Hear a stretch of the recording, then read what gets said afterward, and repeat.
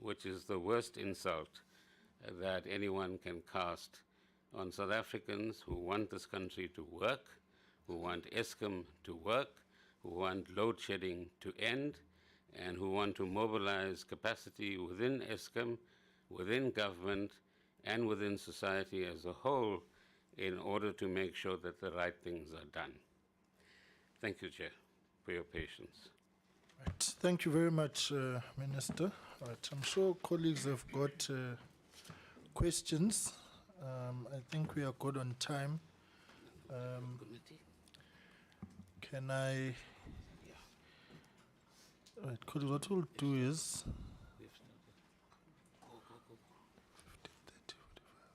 Right. We'll do like last week, colleagues. I will give you your 15 minutes uninterrupted. What did I just say? Your 15 minutes uninterrupted. It was a massive tongue twister there, right? To pose your questions. I won't come in unless clarifying matters. And then let me just check here. Right. Babu Somya, you are first off the bat. Honorable Van Minen, stand by. Thank you very much, Honorable Chairperson. And good morning, colleagues. Good morning, Minister, the team, the head of unit SIU, colleagues and the media. Well, thank you very much, Minister, for the detailed brief which you have offered the committee, which set a form of a compounded response on the areas which have been raised by Mr. Director. Mr. Director is your former GCEO. I'm using it with an underlined thick line. Your former GCEO. Meaning, therefore, at whatever range, as an executive authority, as well as a shareholder in the institution he leads, you have had certain expectations.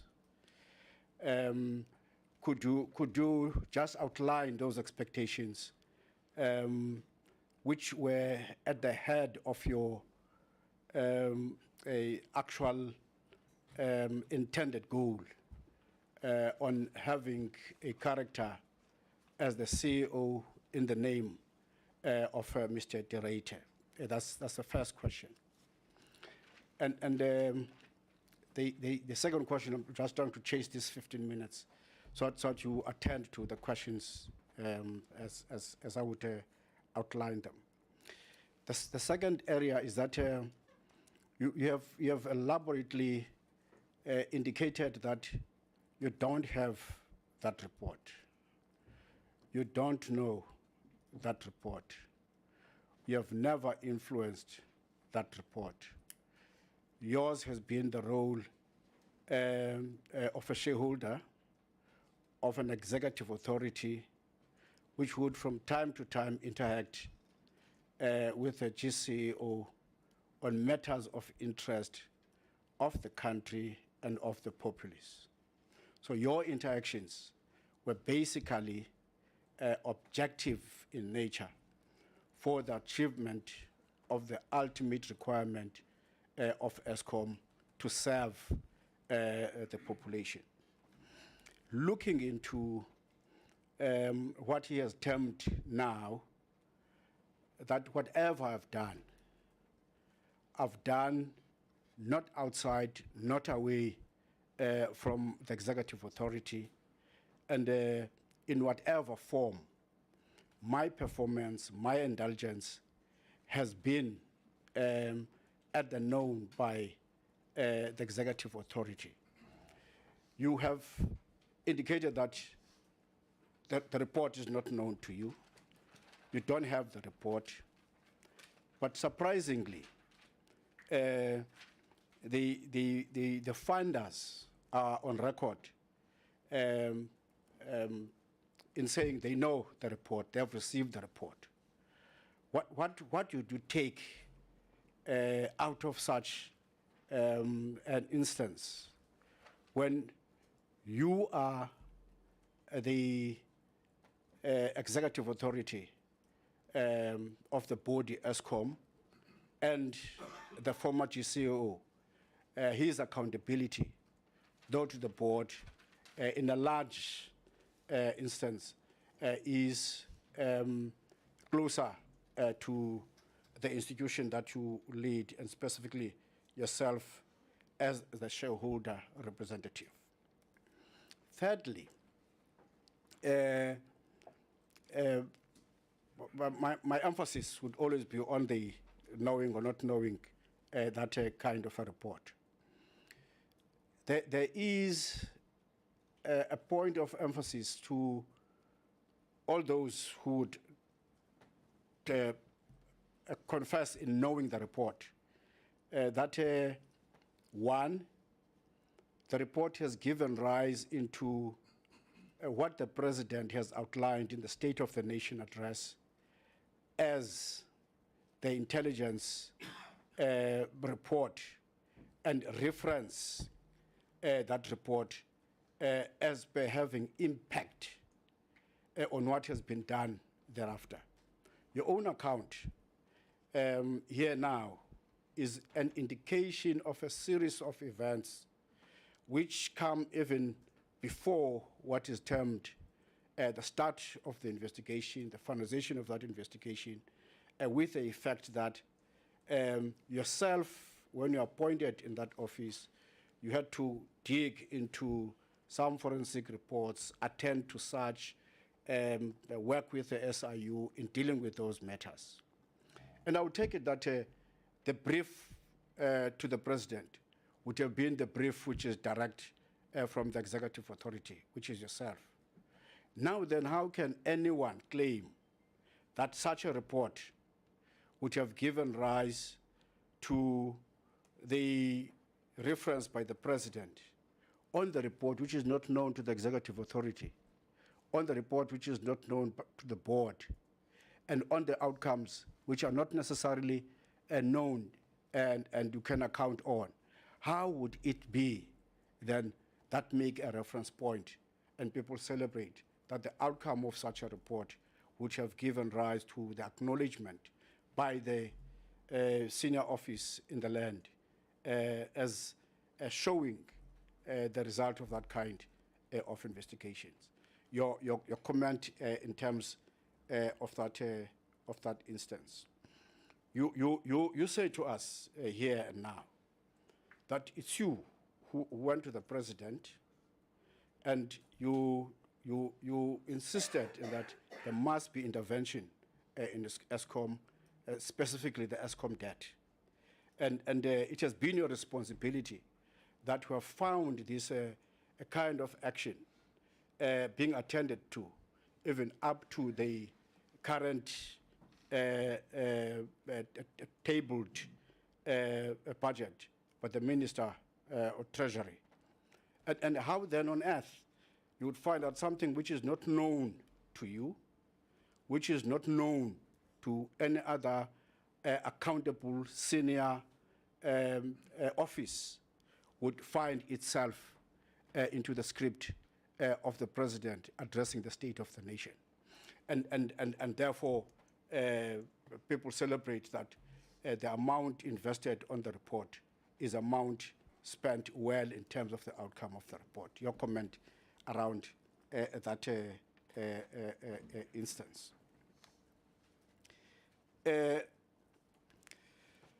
Yes, indeed.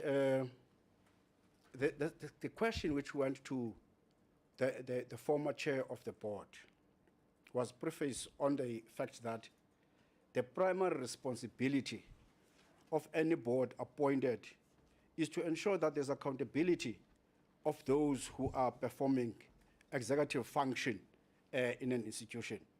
And therefore, in whatever instance, that body, which is an accounting body, accounting authority would have to give guidance on whatever happens there. And the former chairperson will proudly say that that board was kept away from the information which relates to the outcomes of such an investigation. And the chairperson alone would know what is actually happening. That is in the name of the fact that the outcome, even the direction for such investigation, is driven by the fact that there's absolutely no trust to anyone. No trust to SSA, no trust to the police, no trust to everybody who has a responsibility to deal with all aspects that relate to the functionality of Eskom. That you don't know that report, does it reflect the fact that the same man, the same GCEO, the man you brought into the company, didn't have trust in you, that you don't have that report? And how can you deal with that aspect in terms of your understanding on your interaction exercises with the former GCEO? And the second last question, which hampers on that, is that now we are aware, as you are aware, that that report has been funded outside of Eskom, outside of government, and it's only the portion of that amount which is known where it comes from. And the bigger portion is not known. In your summation, what do you think are the intentions of such a senior officer in an institution which has been categorized by government as a protected institution in terms of its information, in terms of its own infrastructure, and those who are supposed to act in it are supposed to act within a high intent of security, and the breach of such around this kind of an outcome. And the man has never been vetted. What is it that you could probably say to us as a committee, and with hindsight, in as far as those who are involved in the work of such a massive institutions as it is the case with Eskom? Lastly, Chairperson, this goes to the fact that even yourself, you term it a derated project. The project is a start time and the end time. Has got the ultimate results and the objective. And in this instance, if this is the derated project, and we are talking about a man who has been appointed as the GCEO of Eskom to keep the lights on, and the lights are not on, to keep the country warm, while in winter, the country does not enjoy that warmth, to ensure that we enjoy protection through light during day and night. That is not happening in the eyes of the former GCEO. And the man is getting out with a thick document, which is his writing on his hands, even deserted by those who were thinking that they're going to produce the book, and the book is in his hand. Has he produced an exit report as a man who has left that institution? And what are the elements of that exit report as a man who has been employed in that institution to execute certain functions and duties? As you would know, you have been responsible for receipt of such and for demanding such as the man would exit the institution. Thank you very much, Honorable Chairperson. All right. Minister, over to you to respond to that. Honorable Van Minen, stand by. Thank you, Chair, and thanks to Honorable Somyo. for both his remarks and his questions.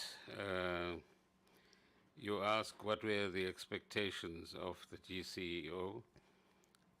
The very same things that I mentioned at the outset of my statement, which is that, as you pointed out, subsequently deliver electricity to all South Africans, ensure that there are efficient operations of the current generation fleet, whilst understanding that there will be an energy transition and that renewables, amongst others, might play a role and will play a role in generating power, which is already happening in South Africa.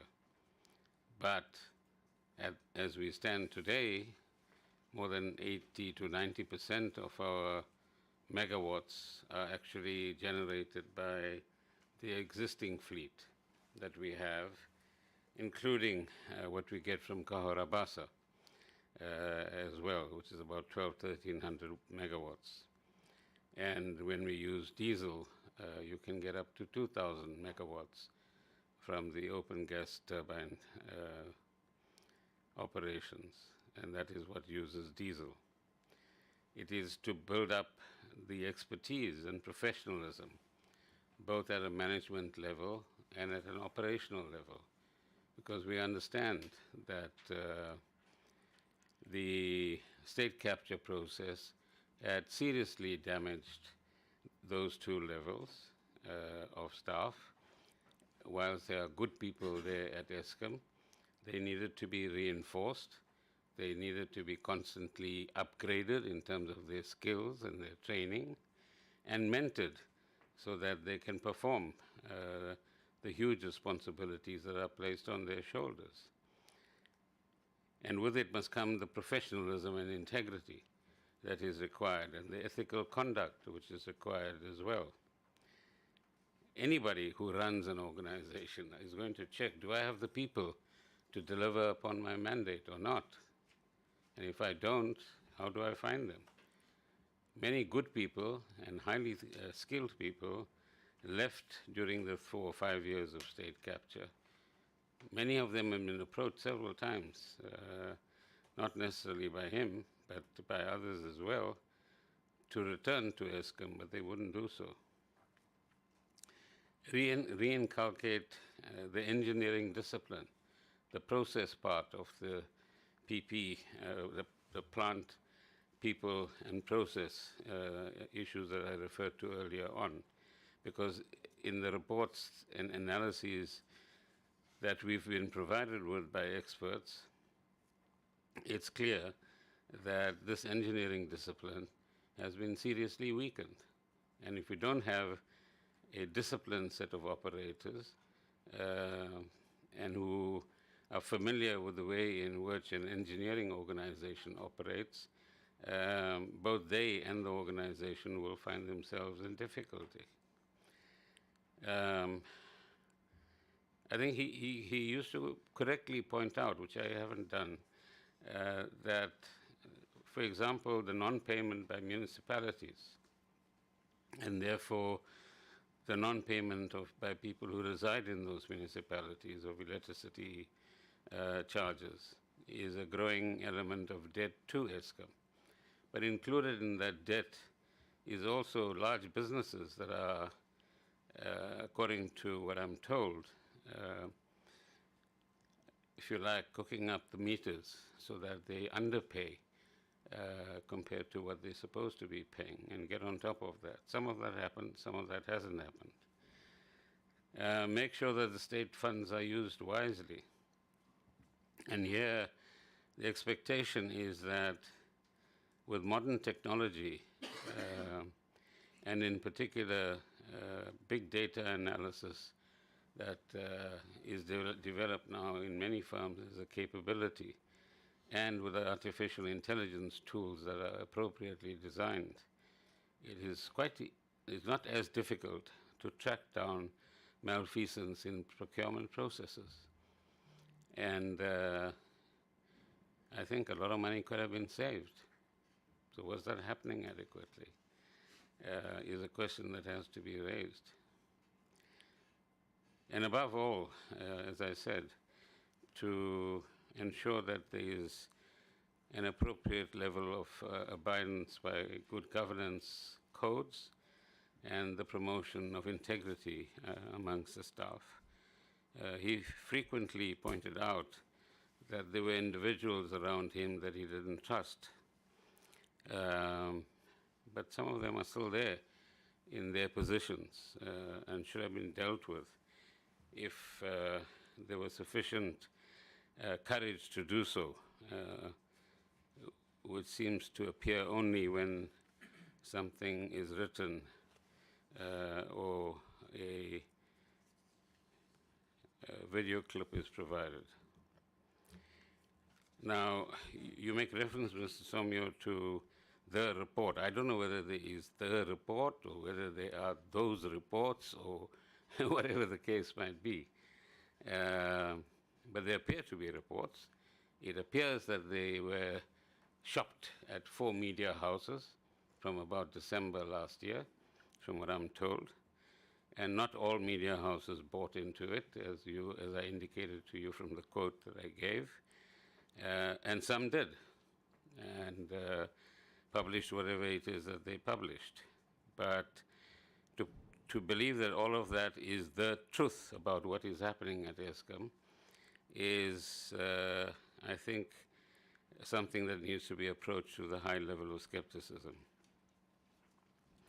You then point out, and I've seen in an interview as well, that it appears that the business organization that provided some of the funding received a report. I don't know what that A report is. I haven't seen it, and it's something that you as COPA could pursue if you so wish. The link with SONA, the report, and so on, well, whatever allusions are made in that regard, as you correctly point out, are misplaced, and I'm not aware of any linkages in that direction. As far as the previous chair of the board is concerned, I mean, I have a high regard for Professor Makhoba as a scientist and for his own personal integrity.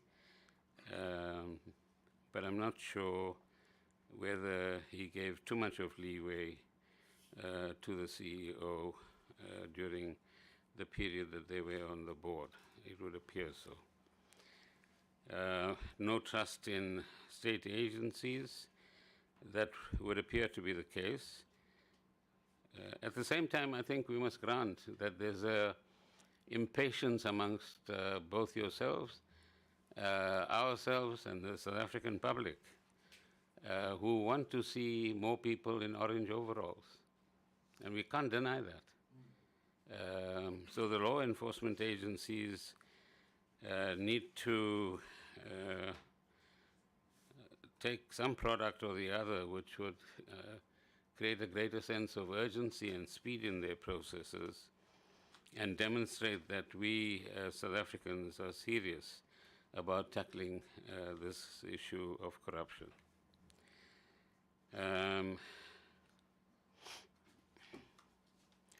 That he was not vetted, we left that to the board.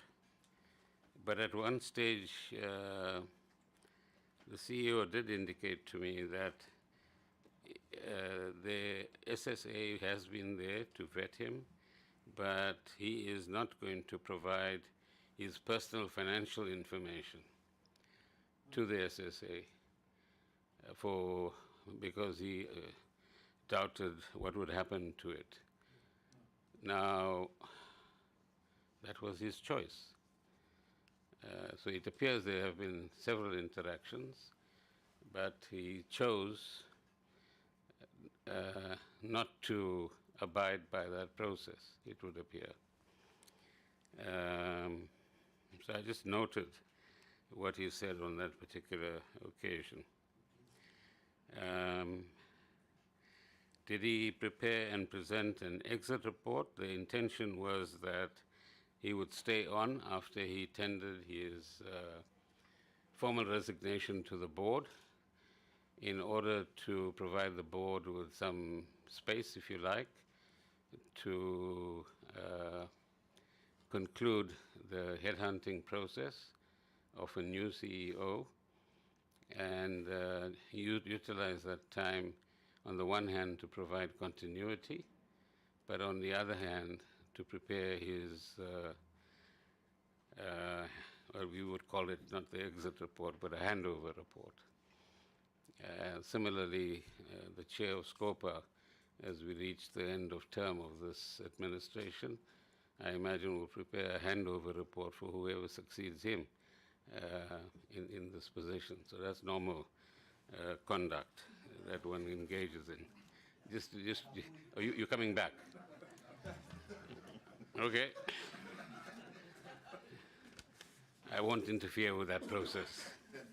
And I won't micromanage it either. So in sum, Honorable Somyo, many of your observations are correct. But as I said, is there a report? Are there many reports? Who got the report? I've got a lot of other work to do, so I'm not going to spend my time just on this thing. There are many other projects that the Deputy Minister and I need to get off the ground. Thank you, Chair. Thank you very much. Honorable Van Minen, you will come back, Bab Somyo. Honorable Van Minen, over to you. Thank you very much. And Minister, thank you very much for the input that you gave us. Now, just to start, you warned about the dangers of politicizing this process. However, I think we do need to understand that there are some facts that are very much common cause that leads us to where we are today. The ANC has been the ruling party since 1994. Decisions that go back to 1998 affected how Eskom had maintenance performed, how there was capital investment or no capital investment. So we've got a record of decisions going back 25 years that lead us to the situation we're currently in. In addition to that, I mean, we've had load shedding now since I think it's about 2008. So, I mean, that is literally a 15-year period. It's not something that has just sneaked up on us. And you're quite right, of course, when you say that we're now in a very serious crisis situation. This affects the economy. It affects people's ability to get work. It affects people's everyday life to the most nth degree. And it is probably the biggest crisis currently facing South Africans. And I think certainly we can accept that the vast majority of South Africans simply want this to be solved. They want Eskom to work, or if not Eskom, they want to know that they have a secure power supply, but that is going to continue. And we're all obviously wanting to work towards that goal. However, we can't step away from the fact that what we're seeing now is very much a result of poor policy choices, of an inability for various reasons to control corruption, state capture, theft. We're currently now seeing a situation where we see the currency in free fall, not in small part due to some rather dubious decisions regarding the situation with Russia and the Ukraine. I mean, this threatens all kinds of things, including AGOA. That includes the citrus industry, the motor vehicle industry, 500,000 jobs. We're really sitting in a very, very serious situation. But on the other hand, we have this very curious South African disease, which is to always shoot the messenger. I mean, we see it again and again and again. And in this particular case, one's now hearing, oh, well, you know, the previous CEO didn't do this, or he didn't do that, or he had a confidentiality agreement, maybe he should have done it differently. To a certain extent, that is really irrelevant to where we are now. The point is that there have been, and even before the book came out, we've seen at SCOPA over the last few years, and certainly in the last 3 weeks, some very, very serious statements and allegations made, not just by Mr. De Ruyter, but also by other players that have been here.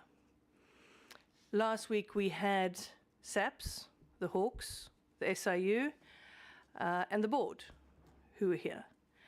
And as the shareholder, Minister, it must be very concerning when you see what is coming from some of those sectors. So the Hawks, well, quite frankly, don't seem particularly interested in investing allegations. They have all kinds of reasons why they're not investigating allegations.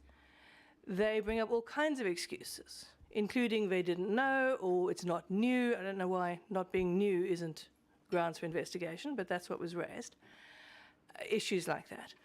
The SIU is putting shoulder to the wheel, but their hands are very much tied by what it is they can investigate. And then the issue of the board is very, very serious.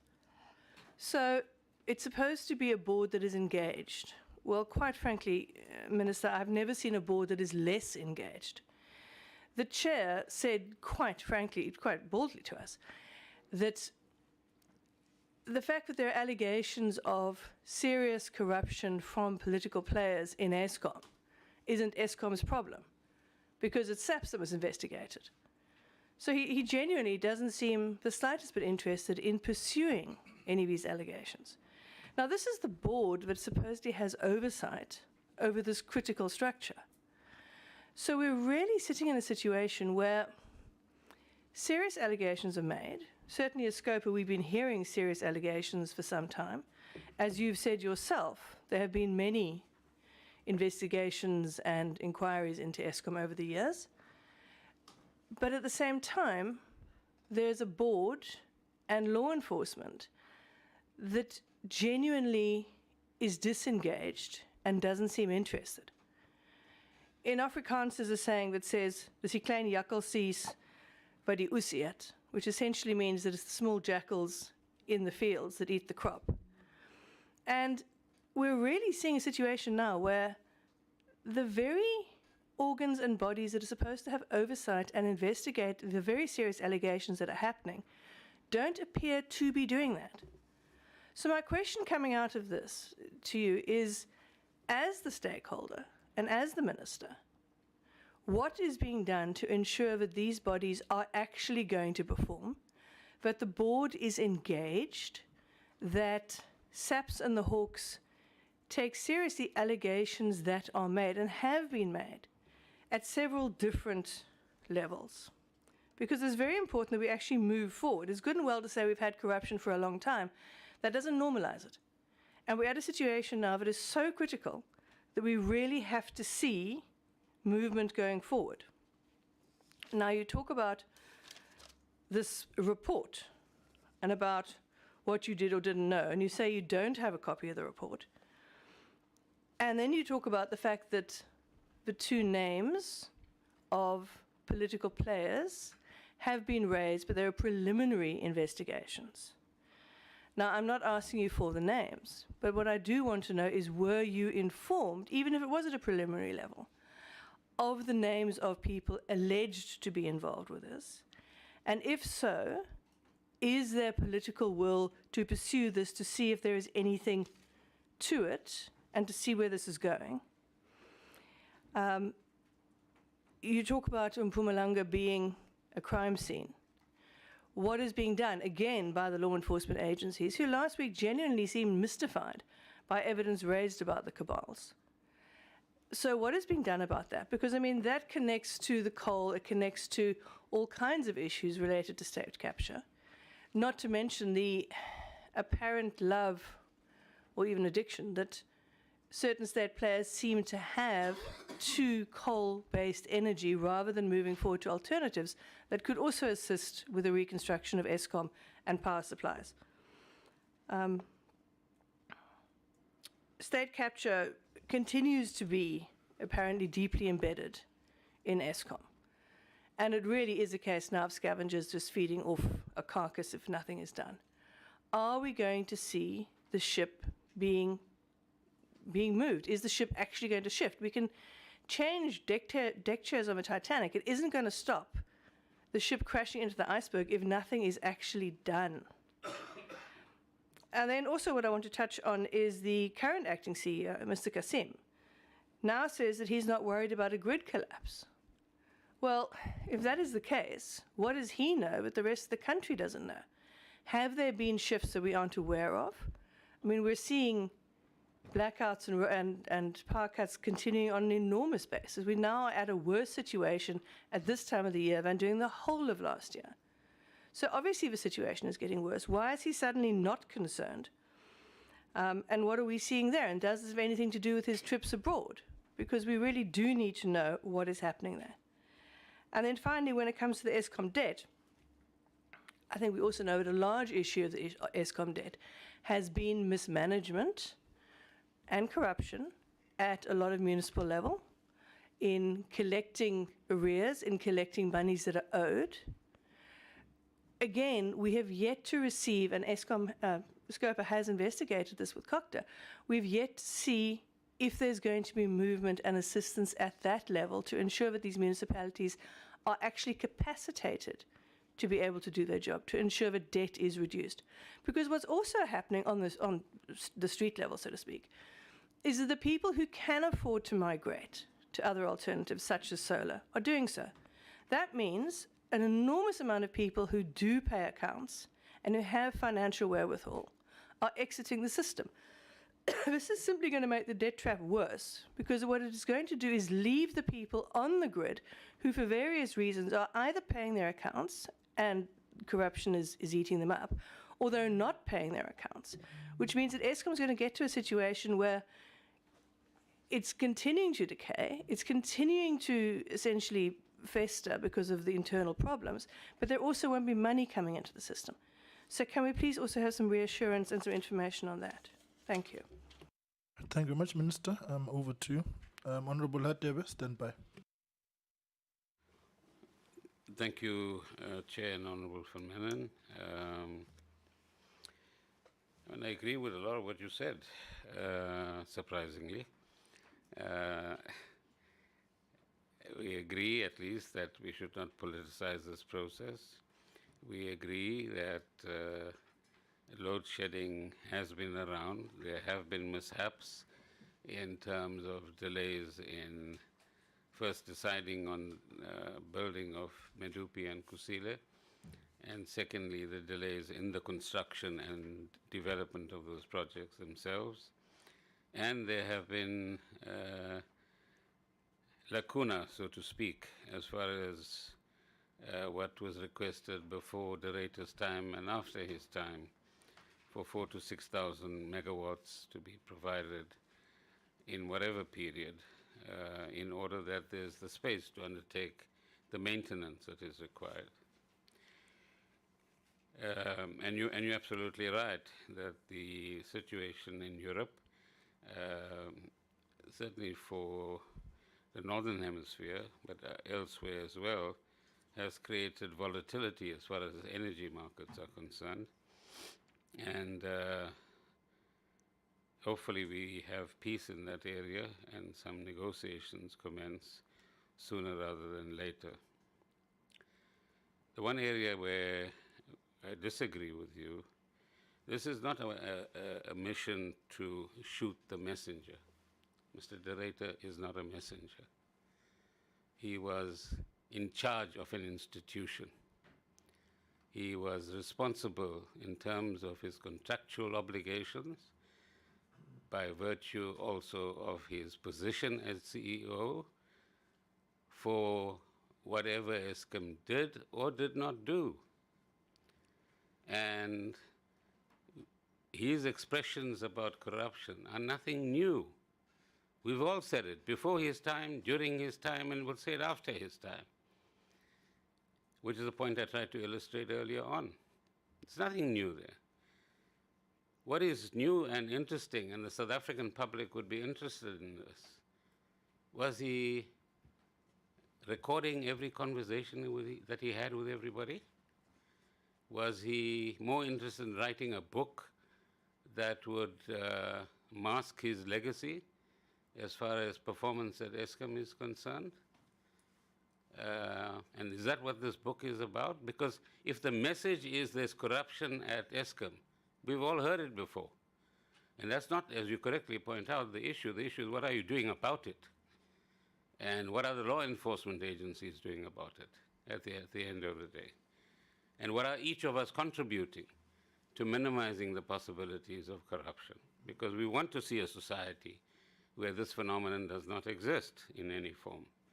So this is not about shooting the messenger. This is not this poor little guy that's being attacked. I mean, he goes into personal descriptions of all sorts, I hear. I haven't read the book. Is that necessary to give an account of what you did or didn't do at an institution like Eskom in order to explain to people why Eskom is where it is today after 3 years of his stint there at the end of this period? If you are in charge, you are in charge. If you are in charge, the buck stops with you. If you are in charge, you must show a sense of responsibility, and if you haven't accomplished your mission, show a sense of remorse. I'm sorry, South Africa. I tried my best. I couldn't do better than what I did. That's what was required. So, forgive me for disagreeing with you as far as that is concerned. And then you don't go around making allegations about individuals. That's character assassination to defend yourself. And some would say that's narcissistic behavior at the end of the day. But we're not here to analyze his psychology. we are looking at the far more important things as a country. On the question of the hawks, I mean, in the presentation to you on slide 15 last week, but there was another slide as well. But in this particular slide, they say that there are currently 3 known investigations linked to De Ruyter, namely an alleged poisoning case in which Mr. De Ruyter is a complainant, alleged failure to lodge a Section 34 report in terms of PRECA, which I believe he did the day before he appeared before you, and what is this? Yeah. This is still pursuing the PRECA point. But where there's a slide 7, I think, where they say, this is still about Section 34. They say they made a number of attempts to approach him, and they couldn't find him. He wouldn't respond, etc., etc. But I'm aware, because he did tell me, that he went on to meet the head of the NPA. He met the head of Hawks. He met the head of SIU. He met the head of the South African police, amongst others that he might not have told me about. And those were all of his own initiative. Good, he took the initiative. And as I pointed out already, South Africans are impatient. They want to see people who are messing up their lives in orange overalls. And I don't care where they come from or what their origins are. If they are guilty of engaging in this kind of conduct, then the law must take its course. You say the board is not engaged. In fact, they're quite engaged, but I think what you found was a board that is still finding its feet in a very complex environment, probably. I haven't been through any recording, but I've heard bits and pieces. I will check with the chairperson about the issue that you are raising, and certainly make him aware of their responsibility in this regard. And as a shareholder, we will make sure that the board applies its minds. But I don't think it would be fair to say that they are not engaged in this particular instance. At the same time, we should not have expectations of a board about work that a law enforcement agency should be doing. That might be a bit of an unfair burden that we are placing on the board itself. You say that as a shareholder, I must make sure that these bodies intervene, stroke work, stroke do their bit. And that is why I've set up any number of discussions, interactions, and ensure that action was taken. And I'll give you one other illustration outside of Eskom. The issue of cable theft is a big issue as far as Transnet is concerned. So this is probably going into 2022. With the assistance of Mr. Mufamadi, senior police officer, the Transnet security people, and others were brought together at my behest, and we discussed how the police in particular, but other law enforcement agencies, could mitigate the issue of cable theft. It had some impact in some areas, but there's 30,000 kilometers of rails. It's hard to monitor all of it. We also, at a particular point in time, I'm not sure what the status is today, had the industry working with us, particularly on the Ermelo-Richards Bay line. Drones were made available, people on the ground were made available, and that did have an impact in those places where the monitoring was taking place in order to minimize either cable theft or any other kind of interference on the line. So these matters have been raised in various fora, but I hear you, and to the extent that it is within my capability, but it's also a matter that you could raise with Professor Mufamadi, who's better placed to intervene in these regards, so that we can get more action going on this particular front. Is there the political will to pursue the two names or more names? Well, I think we're all aware by now that there was a Brigadier Berger who was involved in one way or another in this project. And in that instance, that's an indication of the fact that the SAPS is aware. And now, if this gap between information and evidence is narrowed in some way, the law enforcement agencies must do what they have to do. We can't instruct them to do anything. And that, I think, has been an important precedent that the President has set as well, that there shall not be any kind of interference with the work that they have to do as far as law enforcement is concerned.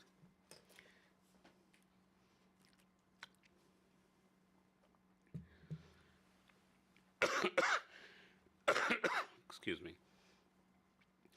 On the question of debt, I think you make a valid point that if we're not careful, if too many people go off-grid, Eskom's revenue will decline over time, and its capabilities will therefore decline as well. But what we have to look at and start modeling, and some of that work has been done, is what would a new transmission company bring in as cash, because it will generate funding of its own.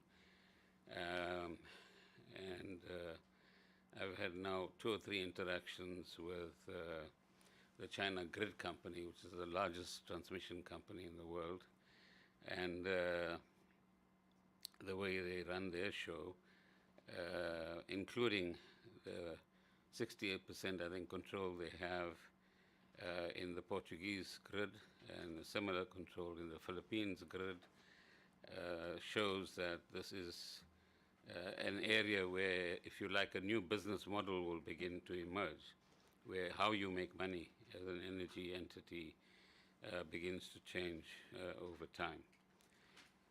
Your point about grid collapse, Mr. Kasim is speaking the truth. And essentially, what he is saying is the following, that in South Africa, through the kind of expertise that we have deployed in Eskom and that they have been able to retain in Eskom, what the levels of load shedding does is to manage the supply-demand equilibrium and to ensure that the transmission grid works, as it seems to work elsewhere as well, again, subject to correction, at 50 megahertz. And what they do at the control center is to watch that number 50. If it falls below 50, they release a pump storage station or they operate a OCGT to again get the supply right so that 50 megahertz is targeted again. Secondly, the purpose of levels of load shedding is precisely to ensure that the grid does not collapse, that all of us will make a contribution actively or passively in order to make sure that the appropriate level of demand is operating at the right time in order to manage the supply that is available at that particular point in time. A grid collapse is where there's a total mismatch between demand and supply, where there is no buffering and safety factor built in, and where you have what people elsewhere in the world call blackouts. It's happened in California many times, in the most advanced economy at this stage in the world, but it's happened elsewhere as well. Texas was a recent example in the United States as well. And when he says they don't think that they would get there, is that he's actually explaining that we've built in enough buffers through levels of load shedding to manage the equilibrium between supply and demand. And that is why it's quite important that all of us support, if you like, demand-side management. How we put off geysers, how we use our kettles, how we leave lights on or off, and so on, can save up to 1,000 megawatts a day. And that can make an important contribution to managing this balance between supply and demand as well. So be assured that we have some very good professionals operating in the systems operator area, and we will make sure that they are very frank in the assessment of where we find ourselves, and equally frank with the public about what to expect as well. And whilst being realistic on the one hand, my colleague, Dr. Ramagopa, will be doing whatever he can to ensure that as many units stay online as possible during this particular period. And the operator level expertise is reinforced in an appropriate kind of way where required. And at the same time recognize that we are in a particularly bad situation because of the 3 units at Kusile not being available and the 1 unit at Kuberg undergoing the refurbishment that it is undergoing, which gives us a loss of approximately 3,000 megawatts, which you would normally have in a winter situation. So this is an extraordinary set of circumstances that we find ourselves in. But if there's anything new, Chairperson, we'll make sure that you're aware of it. Thank you. All right. No, thank you very much, Minister. I know that, excuse me, I know that there's a plethora of issues related to Eskom which we would want to look at, but may I implore us not to lose sight of the primary reason why we are here. So I'm just craving your indulgence, colleagues, also as part of time management to make sure that we give all members an opportunity and they get ample time. Right, Honorable Hadebe, your 15 minutes starts now. Thank you, Chair, and welcome, Minister and your team.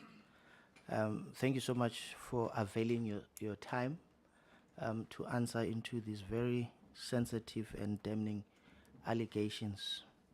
I think I must premise my address by saying, indeed, as the Chair, and we have alluded to the fact that we always endeavor as a committee to uphold the principle of natural justice, the audi alteram partem rule, that no one should be condemned unheard. So the exercise today is precisely for that reason, to ensure that we do not unfairly condemn others without having an opportunity to be heard. I just want to thank you for your time. We now know that questions that I wanted, the very serious, straight pointed questions that I wanted to raise, and you have assisted in answering those questions. And we now know that, as you have responded and alluded to, that the information given was unverified and unsubstantiated in relation to the names, and one wouldn't want to go into character assassination and defamation of character based on information that is not verified and unsubstantiated. We now know that Mr. Director refused to be vetted, yet he went on to institute intelligence investigations.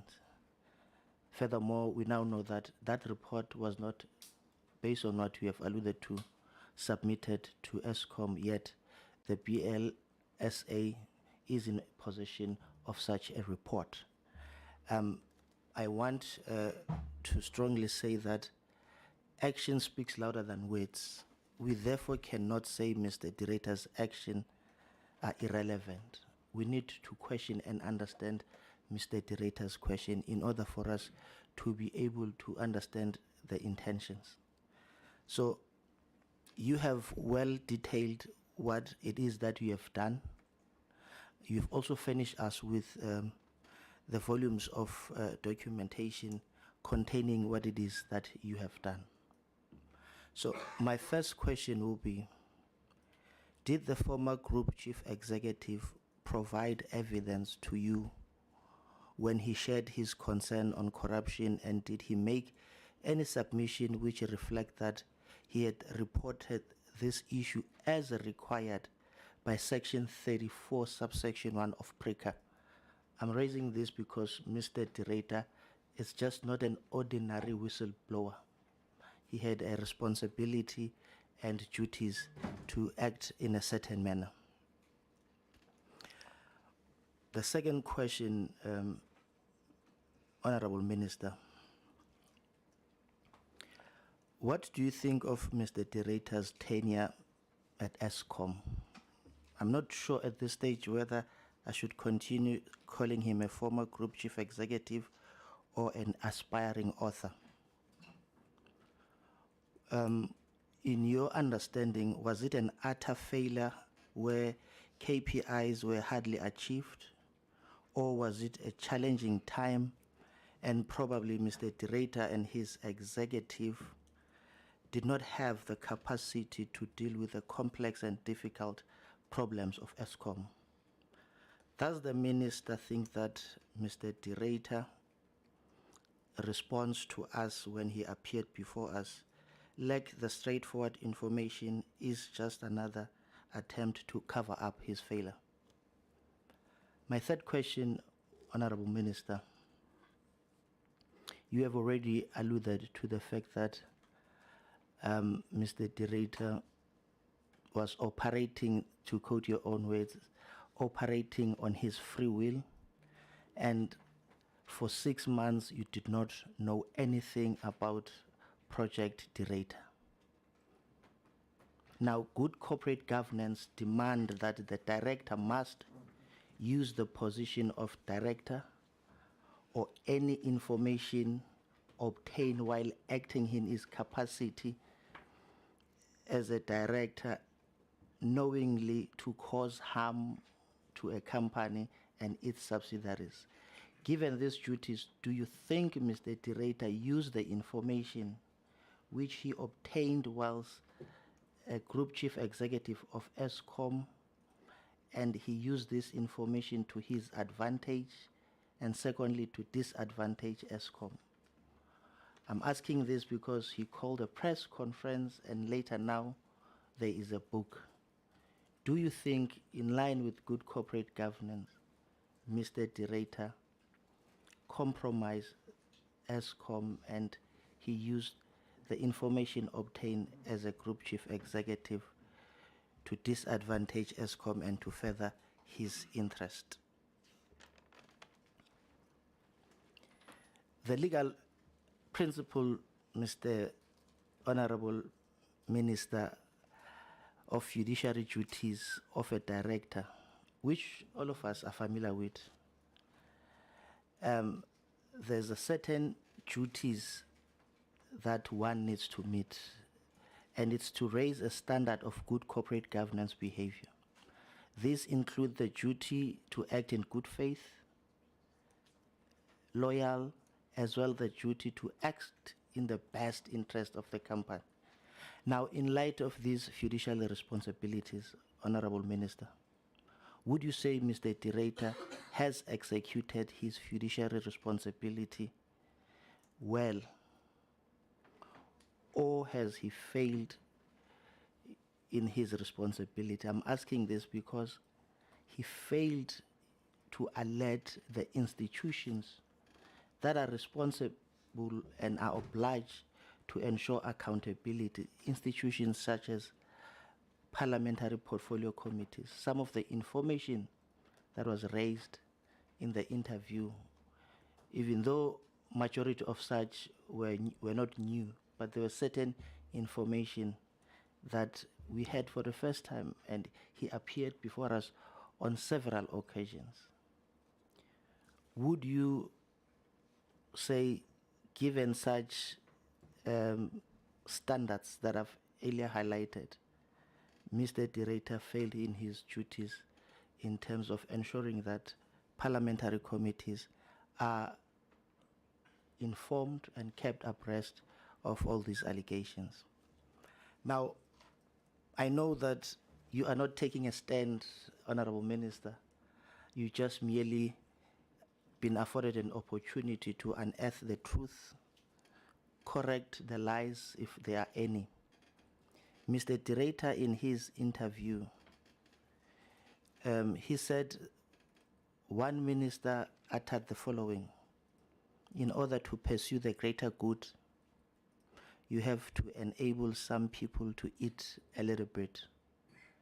Mr. Director further alleged that there was one particular high-level politician involved in these allegations of corruption, and when he informed a minister, the minister looked at the senior official and said, I guess it was inevitable that it will come out anyway. I'd like to ascertain and confirm or deny whether these allegations made by Mr. Director, this minister, that we are not told, but we now know in the submission that some of these were attributed to your good selves. And having served with you for years and having known you, would you please be so kind to confirm whether or not these are indeed true, so that we take the South Africans into confidence? I'm raising this based on our duty and responsibility as enshrined in Section 92 of the Constitution, that we have a duty and a responsibility to ensure that cabinet members collectively and individually are accountable both on the execution of their powers and their functions to Parliament. Thank you. Thank you very much, Honorable Minister. Over to you. Thank you, Chairperson and Honorable Hadebe. Audi alterum partem is a useful concept, legally very appropriate, but I have to emphasize I'm not here on trial. So you can ask me to help you to clarify certain things, but I want to be quite emphatic that I've done nothing wrong that I have to explain myself on. And the culprits who have done something wrong can come here and account for themselves. So, whilst I might be pilloried in certain quarters, my own record speaks for itself. in serving the public of South Africa for 5 decades. Secondly,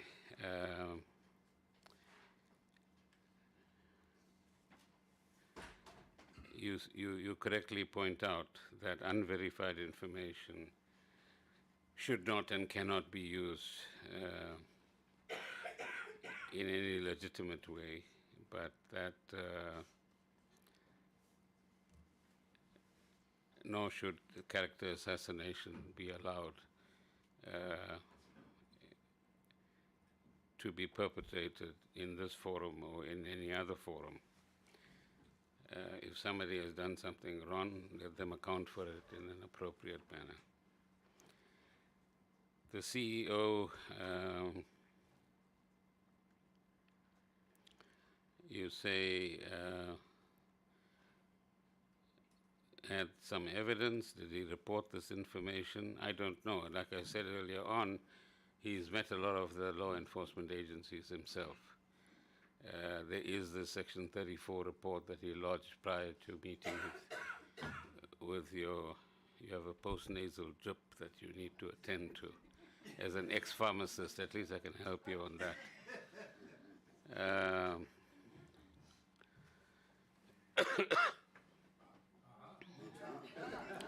Yeah, I'm under treatment too. Yeah, I treat myself. So I wouldn't know what is reported and what is not reported, and what the nature of his Section 34 report was also.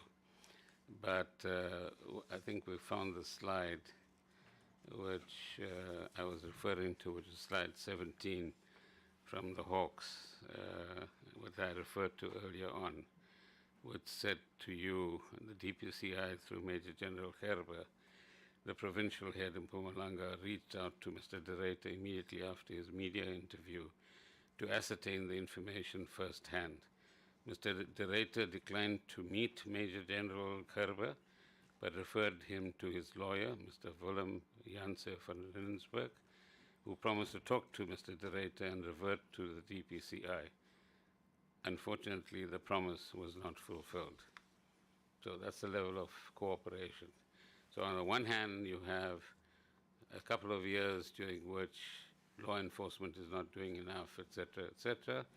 On the other hand, you have a situation where law enforcement is trying to find out what are you saying and what's the basis upon which you are saying it, and he refuses to cooperate with them.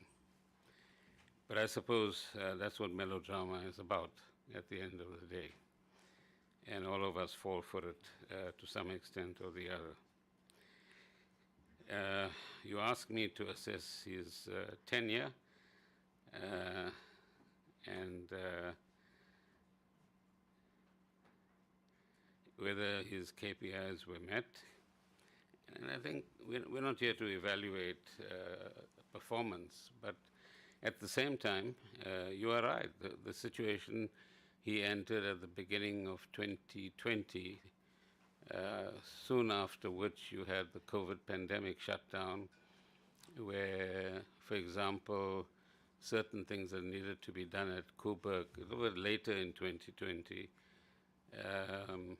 couldn't be done or was delayed because of travel issues across the border in between, say, South Africa and France. I think it was in that instance. So the situation was a tough one. He inherited an organization that was still being rebuilt and that had found itself with financial constraints as well. But you applied for the CEO's job. You were interviewed by 4 ministers. Before that, you were interviewed by the board. You accepted the job. You said, as you accepted the job, I'm willing to take a salary cut in the national interest. Quite contrary to what is happening now in terms of the approach to the national interest question. So then you take responsibility for what you inherit. And secondly, you change what you inherit. And thirdly, you ask for help where that is appropriate. And I've outlined a number of things that we've tried to do and others have tried to do in order to assist, to the extent that you now have, as of the 25th of July last year, a National Energy Crisis Committee where the whole of government is involved in trying to assist Eskom recover from whatever the issue is that affects it. So, 2 points. The first is he covering up his failure. Regrettably, it would appear that some human beings find it hard for their egos to take a knock. And I believe there's something in the book about Nampak as well. So you've got to keep explaining yourself as to why you find yourself reputationally in a particular position. And in this instance, you do it, as you are hinting, and to use your words, cover up his failure. He didn't fail entirely. I think the work that he did in relation to the just energy transition was good, although he showed very poor accountability. And so that was another example of a lone ranger operating, going to overseas meetings, meeting people that should be met at a political level, for example, and so on. But I'm sure as a retort somewhere along the line, when he appears on one or other platform in the coming days, he'll retort to all of that. But that initiative was a necessary one, and one that we need to pursue, as I said, within the kind of conditions we find ourselves in as far as South Africa and its relationship to coal and transition away from coal is concerned. The second issue is the one that all of you are raising, which is, has the performance of the plant, so forget about, I believe it says somewhere, I'm not a strategist, I can't think strategically because you need to have a 20-year view. We'll leave that aside for now, but merely say if you want to get to the 20-year view you hold, you better cross the 3-month bridge first, otherwise you'll fall in the river. And the river here is the performance of the current plant. And what is it that you did to ensure better maintenance, higher quality of operators, and to make sure that if plan A failed, there was a plan B that you were open to listen to? So what is singularly lacking, and has been lacking, is a simple thing called humility. And all of us require it from time to time, whatever level of arrogance we might have assumed about ourselves. Because if you don't have humility, you don't have the ability to listen. You don't have the ability to reflect. You don't have the ability to take other people's ideas if your ideas are not good enough in this situation. Well, that's what I learned over 50 years of activism. It might not apply to these very sophisticated people who think they're much better than all of us, put together or individually.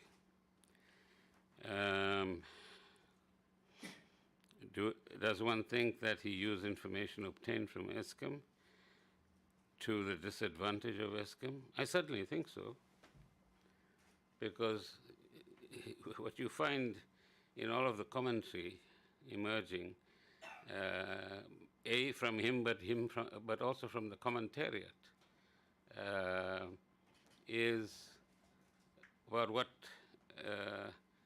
bits of what happens in Eskom, not all of it, because I don't think anybody can put the complexity of what goes on in that institution and make that jigsaw puzzle look intelligible at the end of the day.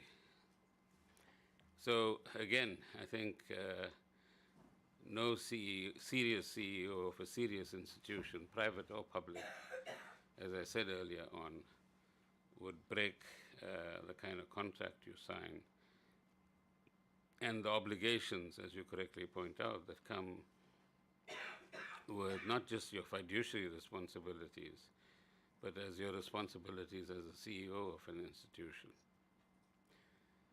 And everything now is about enhancing one individual's reputation and making sure that anyone who stands in the way is lathered with one or other kind of brush to indicate how stupid they are, how inadequate they are, how idiotic they are, because at the end of the day, as some people have pointed out to me, there's only one hero in town. And you can judge that for yourselves.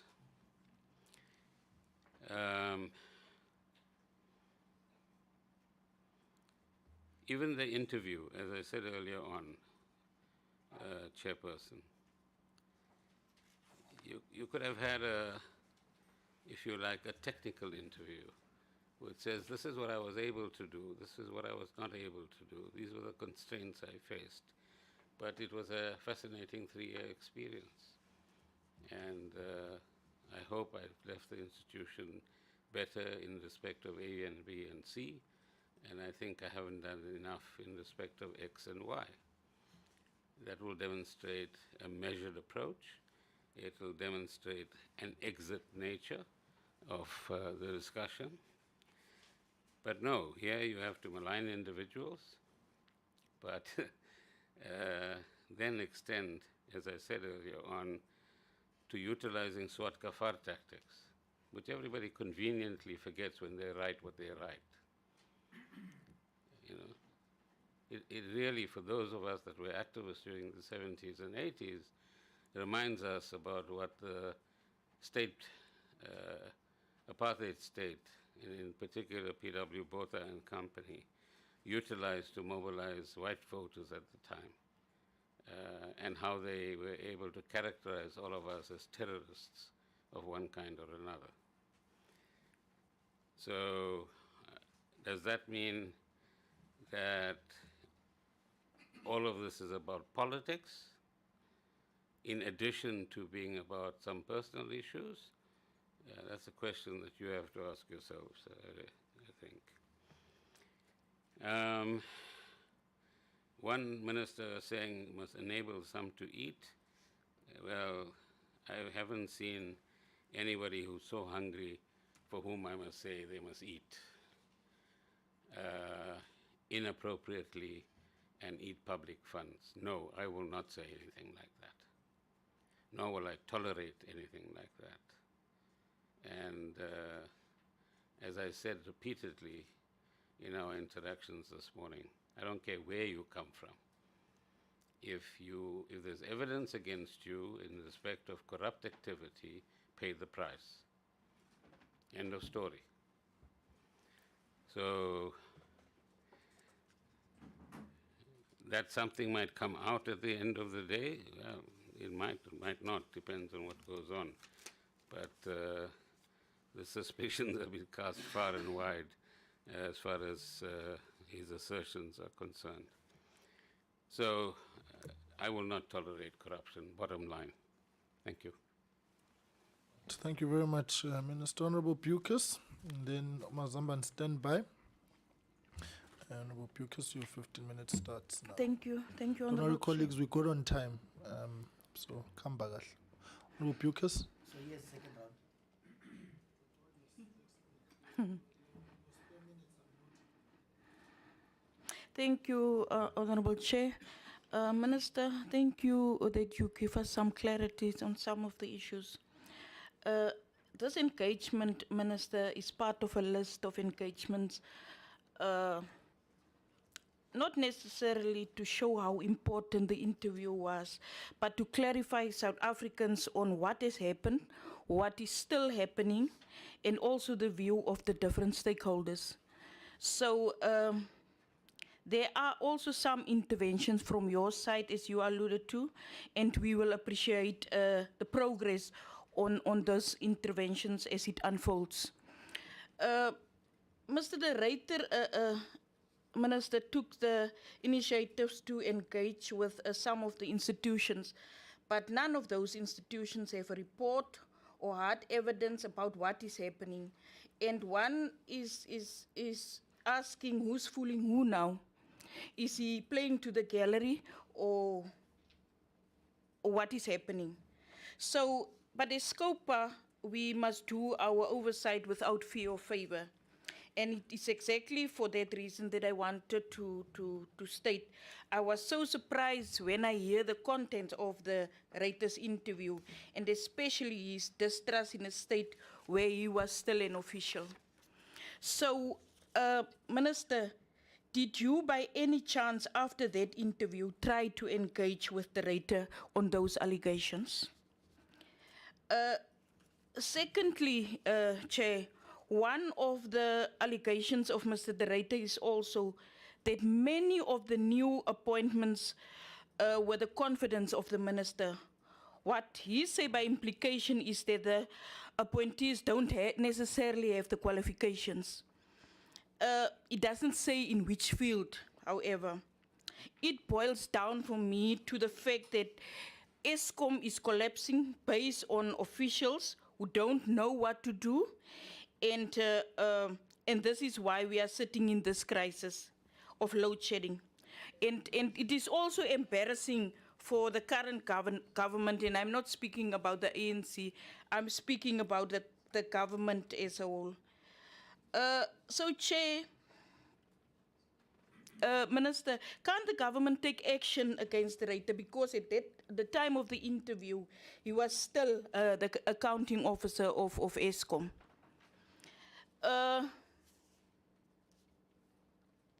Then did the writer ever present a report to you on where corruption is taking place, specific sites where corruption is taking place, how he planned to deal with it?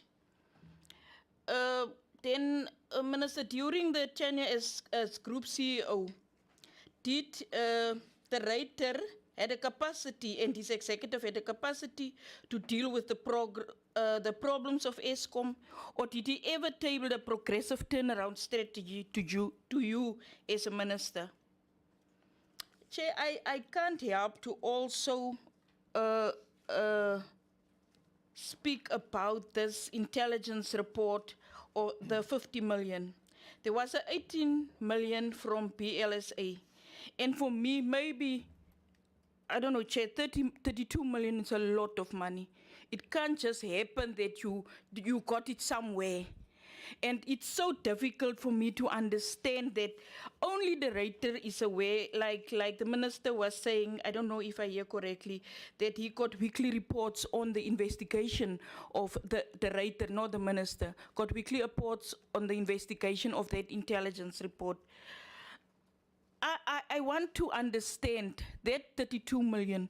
And Chair, from where I'm coming from, with that 32 million, we can build a lot of houses, clinics and everything. So that's why I'm saying that where does that 32 million coming from? And if it was from Eskom, why is it that the writer never account to Eskom about that report? Thank you. Right, thank you very much, Minister. Let's get responses to that, and then Honorable Lisi will come in. Thank you, Honorable Pukas, and we certainly want to help to get as much clarity in the public mind, the objective public mind as possible, and ensure that South Africans understand, as you said, what is really at play in this situation, notwithstanding the political climate that we find ourselves in. So is this an instance of playing to the gallery? I think in addressing Honorable Hadebe's question, the few people who've gone through the book or his various articles, which I haven't, indicate this in very simple terms. The only hero in South Africa is the writer. The rest of us are all fools. And only he knows what's best. Only he knows, like I said earlier on, what corporate governance means and doesn't mean. And the rest of us are still in our nappies, apparently, and need to just stand at his feet and learn from him. So there's certainly a case to be made to suggest that. Did I engage with him after the interview? I was shocked at the interview and its content. Somebody sent me a clip. I forwarded the clip to him, expecting a response. No response came, to the best of my recollection. So no, it is the board that interacted with him. It's a board that met and asked itself the question, what do we do in this environment? Having said the kind of things he said, should he still remain at Eskom, or should he exit as he had indicated last year? And they made the decisions, and they, as the board, informed him of their position in this particular regard. I was informed by the board, but I didn't engage with the CEO himself. Appointing people without qualifications, I didn't quite get the question, but if there's any hint that I wanted him to appoint people without qualifications, that's absolute nonsense. I've built many institutions in my time and appreciate the value of professionals and experts, and more importantly, retaining them within your own organization. And Eskom, more than any other organization, doesn't only just require so-called experts on paper. What one learns in the Eskom situation, and I suppose in many other types of businesses as well, is that experience counts. So what you need to do is to combine experience with expertise or qualifications and get people to grow in that environment. Use the wisdom that comes with experience, but use your qualifications that teaches even maybe the old timers some new technological tricks that they in their time might not be aware of. When I first started interacting with staff and engineers at Eskom, some of them would say, and you might have heard me say this to you as well, in Scopa and elsewhere, that the really experienced power station managers who stick around for 10, 15, 20 years at a particular power station don't have to look at the dials on the operating equipment. All they do is they listen to the sound of the mill, or they listen to the sound of the turbine, or they listen to what's happening in the burner and the boiler, and they can tell whether something is wrong or not, and then they go and investigate. So that's what comes with experience. And one of the things we've certainly learned in my time is it's important to retain experience and at the same time grow new talent within an organization as well. I'm not sure whether that happened in an appropriate way in this environment. Eskom used to be a phenomenal organization and ran a phenomenal academy to train engineers and so on. And in my recent interactions around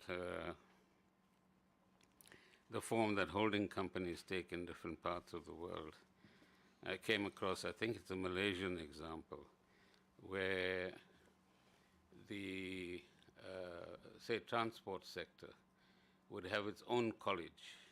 It will have its own academic courses and training courses for people that will eventually end up in the transport sector as well. In the energy sector, they'll have an energy college, and they will grow and teach and educate and prepare people to join the energy sector also.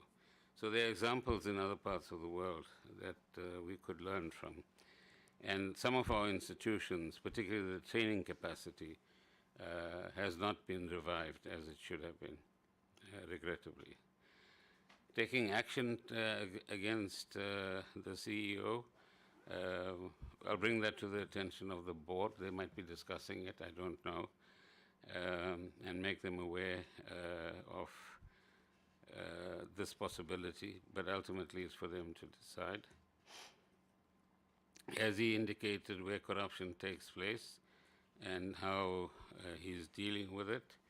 Yeah, there've always been examples available, like the Majuba example I gave earlier on, when the president and the rest of us visited the Tutuka power station.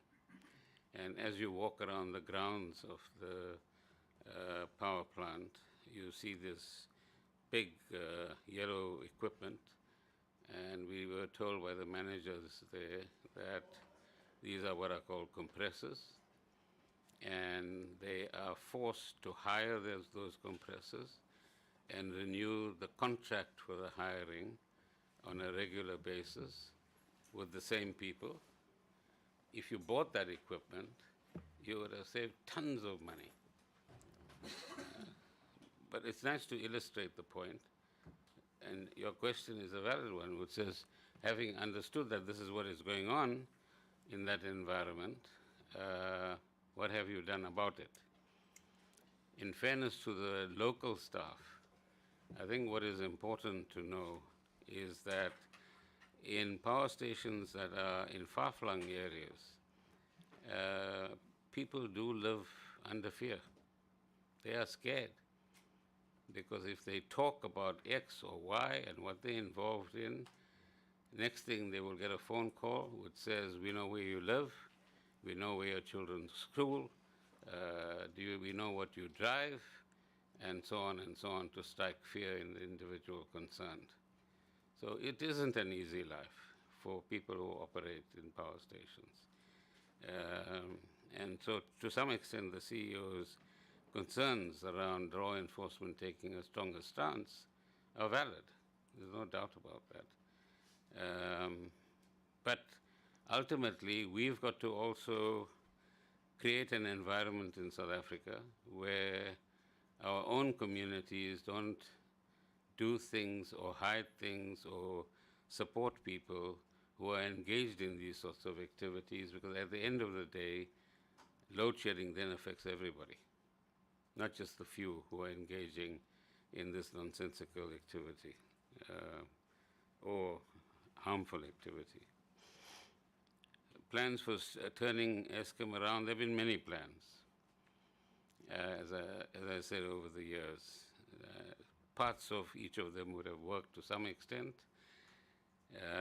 and there are huge possibilities to take Eskom in a new direction, given the restructuring stroke unbundling exercise, where significant parts will be completed by the end of this year.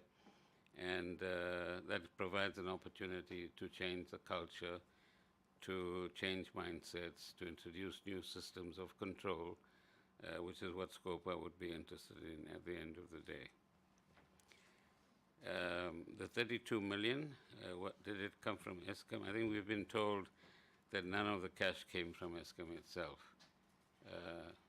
But that's what we were told. There's no evidence that anybody has unearthed which indicates that the 32 million out of the 50 million came from Eskom. It might have come from other private individuals. Thank you, Chair.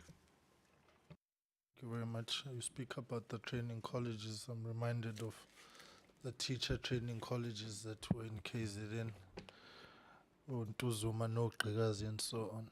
All right, Honorable Liz, over to you. Honorable Liz is going to use his 15 minutes, one question. So, Honorable Liz, your 15 minutes starts now. Thank you, Mr. Chairman. I had the privilege earlier of being granted a new title by the Minister. So here goes for Special Agent Mazamban.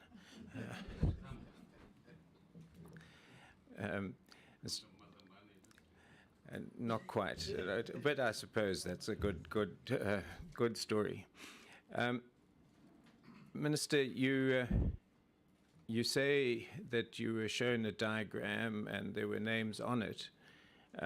So I understand that you have this view that you need concrete evidence, and surprisingly, unlike the SIU, the Hawks and the SAPS last week indicated they don't investigate unless they're given evidence, and you're suggesting the same thing here. However,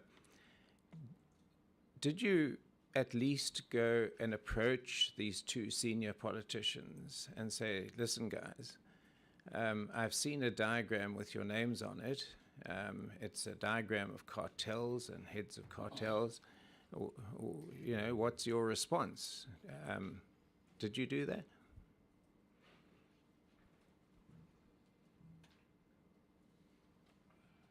Minister, Honorable Lisa is requested to use his 15 minutes by posing a question. Can you respond?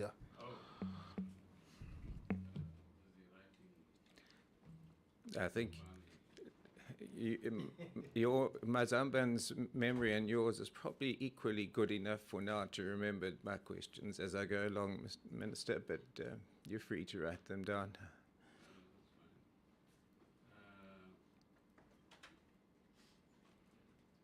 I think the Hawks were obviously saying the right thing, and unfortunately I have lawyers next to me on my left who would say the same thing as well. And I've indicated to you that certain news outlets also took a similar stance, that they're not going to publish stuff or material purely on basis of assertions. And if I see a name somewhere, and if I don't know how much of validity it has, how do I go to someone and say, I saw your name, what do you got to say? Okay, so you didn't go, Minister. So, I mean, that's fine. No, I mean, you had your question. Let me give my answer. Well, as long as it doesn't use up my whole 15 minutes. Okay. See, this is precisely why I was on the set of give questions. Me your questions and I'll answer them all at the same time. Right. Minister, round up your response. Round up your response. Sorry? Round up your response to the question. You said you weren't done. Yeah, no, I'm not done. But I don't want interference either. Okay, that's why I'm saying round up your response. Yeah. Mr. Lee is up to his usual stuff. See, now he's going to respond, you see. So let's rather stick to the questions and answers. No, that is part of my response to him. I have the freedom to speak in this forum. And I am saying that your question doesn't have any validity, and that is not the basis on which anybody would be operating. And you know it. Thank you. Thank you, Minister. So, yeah, it's unfortunate. I would have thought that would be a response, just a collegial response, if nothing else. Minister, you've just returned, I understand, from China, a visit to China, and you were accompanied by the acting Eskom GCEO, and that trip was apparently a trip involving Transnet. So my question is, what was the purpose of taking the Eskom Group CEO out of the country at a crisis time of load shedding? Did it have something to do with your earlier comments just now about China grid? Is this something that, are we looking at using that? And then from the Transnet point of view, were you successful in getting a deal negotiated on the supply of parts or locos or whatever it was that required attention? So the Transnet work is still work in progress, and when I'm ready, I will inform the public and government accordingly. On the question of the acting CEO, there was an offer of assistance in the current environment that we find ourselves in from various entities in China. And I'm not qualified to assess what is needed or what is offered. And there were the acting CEO and two others who were in a position to interact with various entities there and establish for themselves what could be done. Similarly, we have offers from other countries as well, where similar interactions take place. Sometimes they result in positive outcomes. Sometimes the fit isn't actually right, so to speak.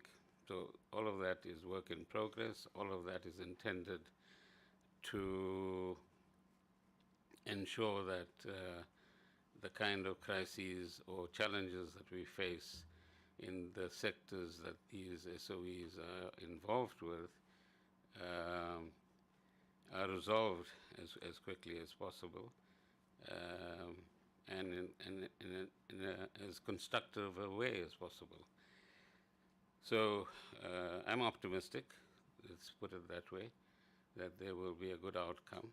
But as I said, there are some issues that are still work in progress. And when we are ready, we'll make the public announcement. Thank you. Thank you, Minister. The Eskom board chair, who I'm afraid doesn't give me a great deal of confidence about the fixing of Eskom, informed us last week that the board had a short list of new CEOs or GCEO, and they were to be interviewed last Friday. You earlier said that Director was interviewed by 4 ministers. Did the interviews of the board of the GCEO take place on Friday? And will there be further interviews involving you and other ministers? And when can we expect an announcement?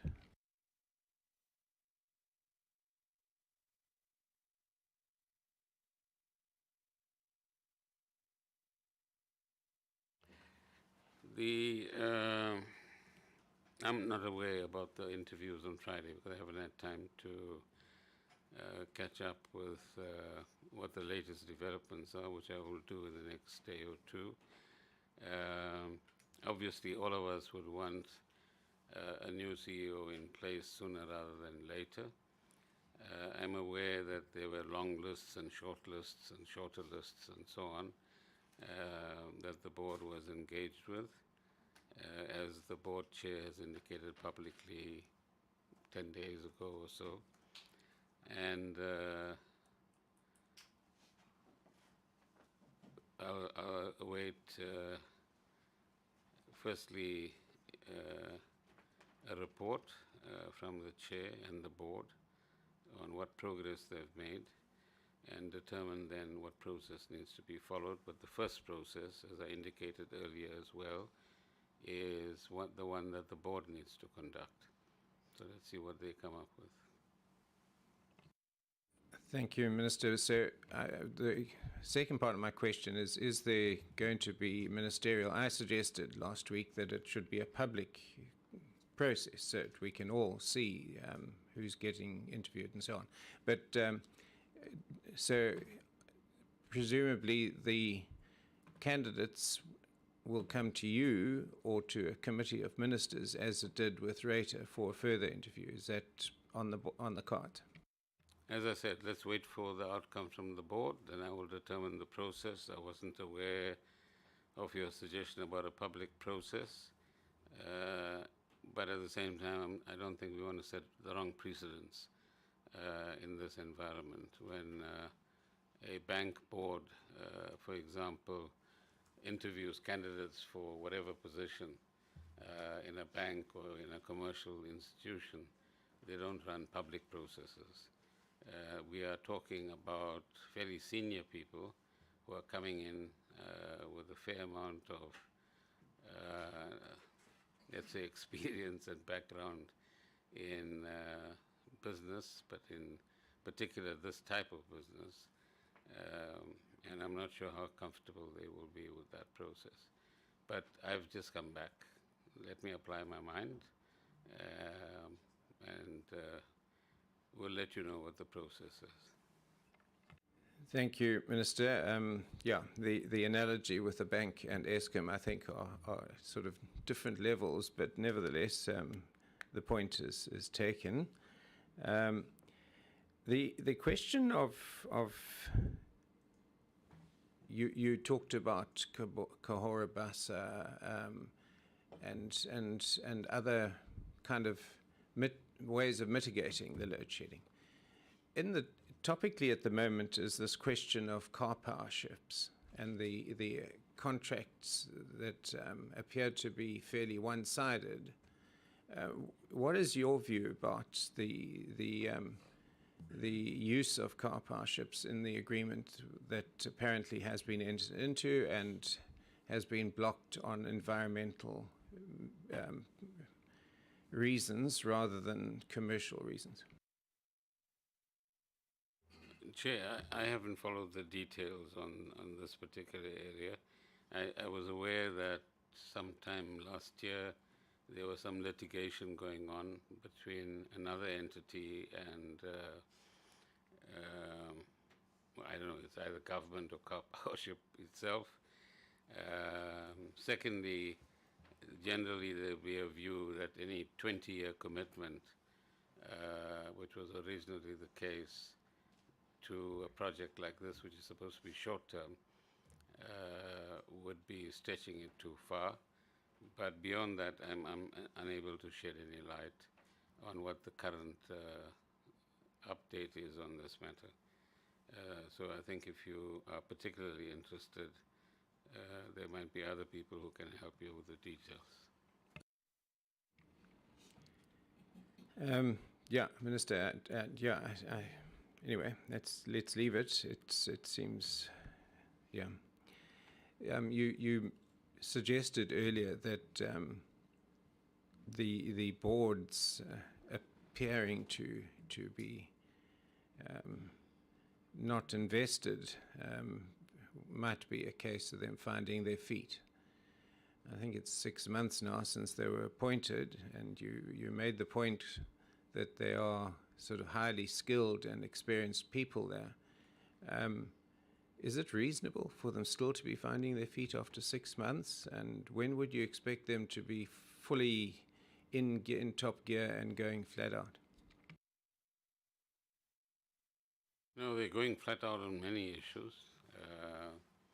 There might be certain areas of complexity that they have to deal with, and I think what I was referring to there is whilst focusing on the crisis that they have to focus on our behalf and ensure that Eskom moves in the right direction, notwithstanding the constraints, and minimizes load shedding, because that is what South Africans want.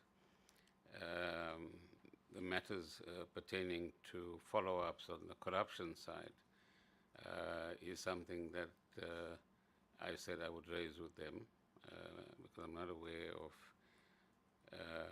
the kind of work that might have happened. And what you found as inadequate responses, I think,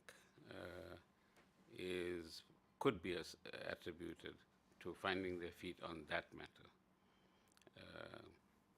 But I don't think one can say that the board is not concerned about corruption, because it interferes with the work of Eskom all the time. And I know they have a fairly active audit and risk committee that will be very concerned, particularly from an internal controls and systems point of view, which I think a lot can be done with in terms of preventing or disrupting some of the processes that might have been put in place that facilitated or could facilitate corrupt activity in the procurement area, which is largely where some of this occurs. Thank you.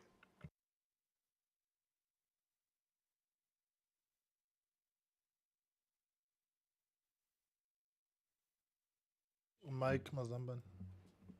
Thank you, Mr. Chairman.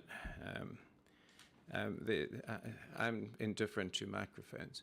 Mr. Chairman, that's a joke, by the way. Whether it's a book-based joke. I know, I've read the book. And the minister hasn't read the book. It's the book that we Minister, you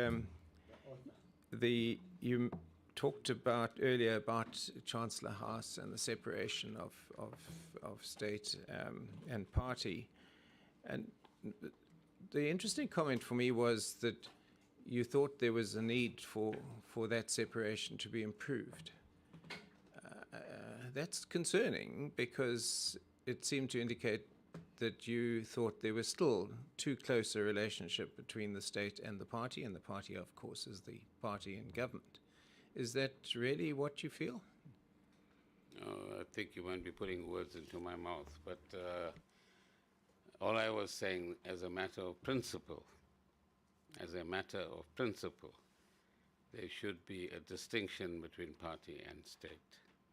I referred to Chancellor House in the context where the assertion is made that Eskom is a feeding trough for the ANC.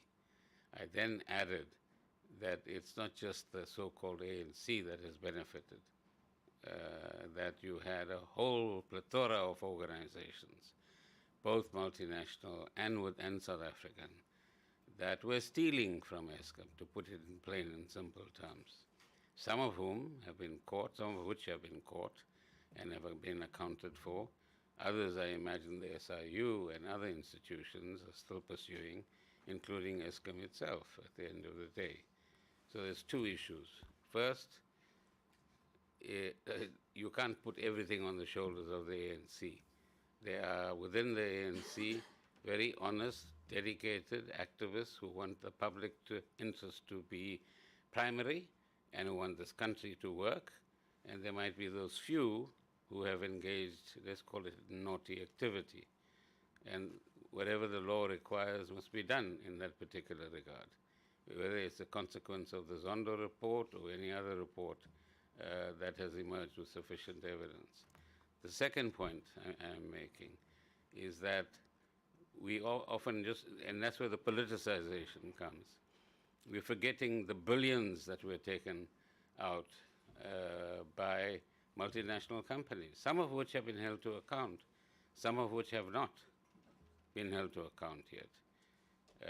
And the third point associated with that, the South African entities, who were also involved in one or other kind of malfeasance. And they must be dealt with as well at the end of the day. Simple. Thank you. In conclusion, it's cut. It's cut. Who's the deputy chair today?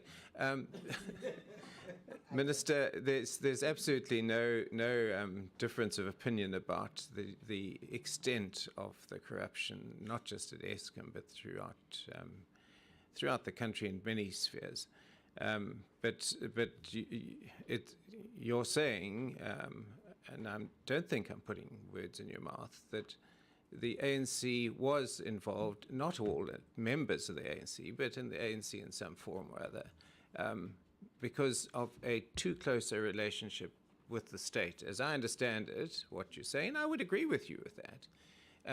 But what does concern me is that we need to push those two spheres further apart, because the corruption seems to not have dissipated to any great degree. Great, some companies have repaid lots of money thanks to the work of the SIU largely, I think, and not thanks to the work of the Hawks or those sort of people. So that's my point, is that this separation doesn't seem to be as clear as it perhaps should be. And thank you for your honesty in this regard. I don't think I've ever heard an ANC minister say the ANC was culpable in the form of the perhaps Chancellor Hans or whatever. I don't know the details, but yeah. So thank you. I mean, that's great. And I think that all political parties, except mine, are imperfect. All right, let's. So, Mr. Chairman, one last question. That was the last point. No, Mr. Chairman, I've got No, one like, more. Can we focus on the questions, Yeah, please, a and minute, manage time so that we can release in Minister, conclusion? so are you one of the ministers who enjoy a privilege of living in a ministerial house that doesn't get exposed to load shedding? No, I live in my own house in Pretoria, in which I've lived for the past 25 years, and I believe it's described in the book in some way or the other. In Cape Town, I live in a flat, and there's no particular privileges there. So you don't have I was load waiting for load shedding at 8:30 All right, in Honourable a DA Member. municipality last night. All right, I need to respond to to the this yeah. comment, All right, So, Chair, Honourable thank Member, you. stand by. Come in.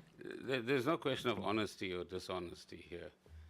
The ANC has made it absolutely clear at its last conference that it is going to eradicate corruption to the best of its ability.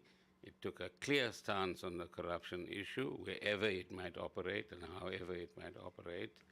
It supported the outcomes of the, I forget the long title, but let's call it the Zondo Commission for now, and realized that, or rather recognized and embodied in a resolution that it needs to renew itself in every sense of that word in order to better position itself as a representative and a majority representative of South Africans on the political terrain.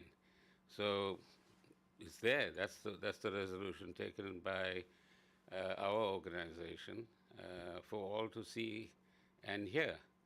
But equally, Chair, the attempts by Mr. Lees to save his organization is questionable as well. And that is because you've entered into all sorts of funny alliances over the last 5 or so years at a local government level, and nobody's actually held you to account as to what happened during your terms of office in those municipalities, and who got what tender, and how did they get that tender, and who had oversight of that matter, and who reported on it, and how the spoils were split under your guardianship as an organization. So I think it will be inappropriate, Mr. Lees, with great respect, to take a holier-than-thou approach. We all have our faults. We are human beings. Admit our faults, but commit ourselves to curing the faults as well. Thank you. All right, can we come? All right, Honourable Member, let's come back at 20 to 1 because we will wrap up at 2. And can we stick to the derator-related matters? 25 to 1 will come back. Thank you.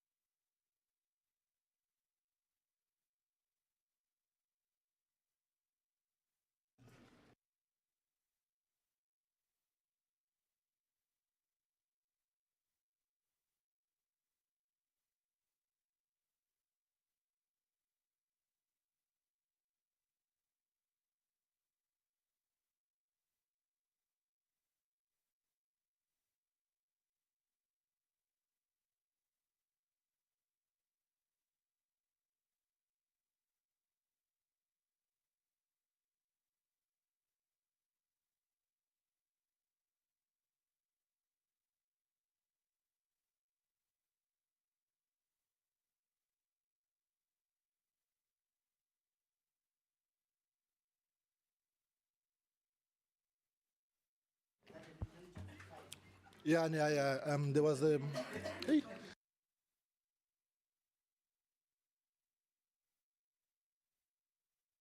Right, Honorable Mentor,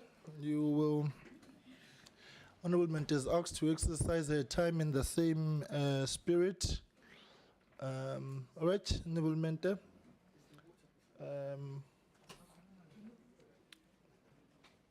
Good. All right, Honorable Mentor, over to your. Time starts now.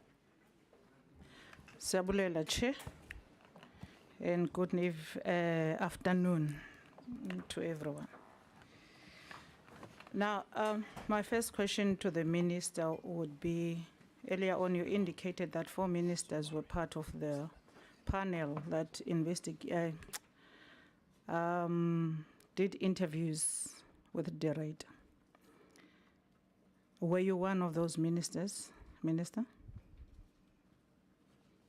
Yes. Yes, the 4 were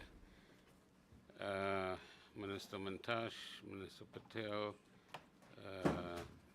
Minister Didiza, and myself. All right.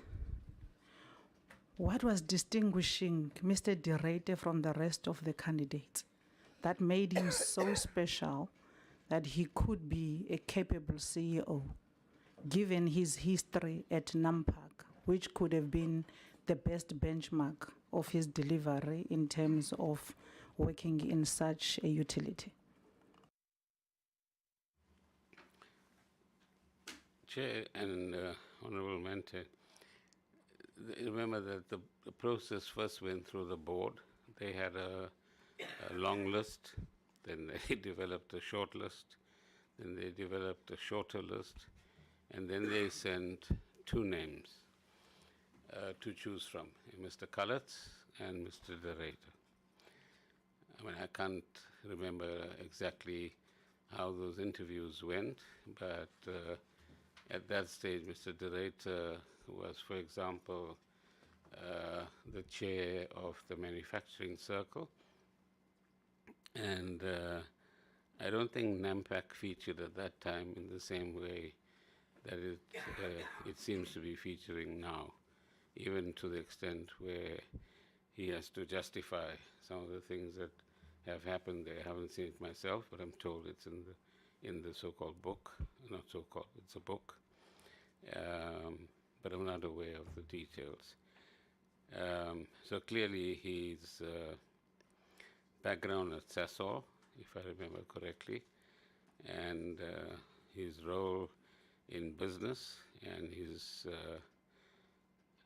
ideas as they came through the manufacturing circle, and the fact that he managed engineers in various situations possibly helped us to steer the choice in that direction.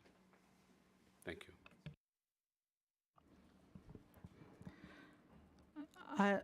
Minister, I don't think his experience in any of the other establishment you've mentioned were more than his tenure in NAMPAC, where he served since 2014 until 2019. And having found NAMPAC's share at the time at 37 Rand, and when he left it at 7 Rand.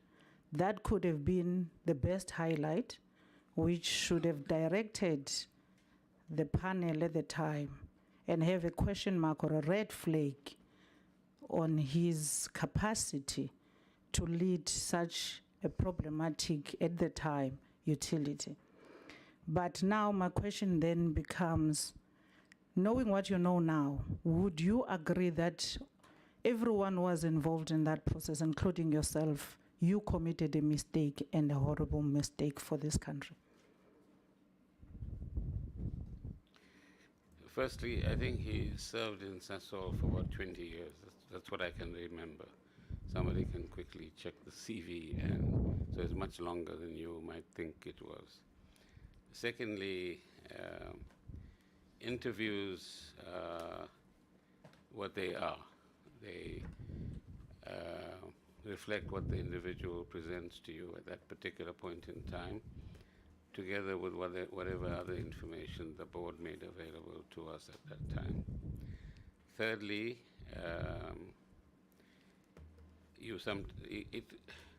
it could have been a very good choice, could have been a very bad choice, but you don't know how human beings are going to behave at a particular point in time.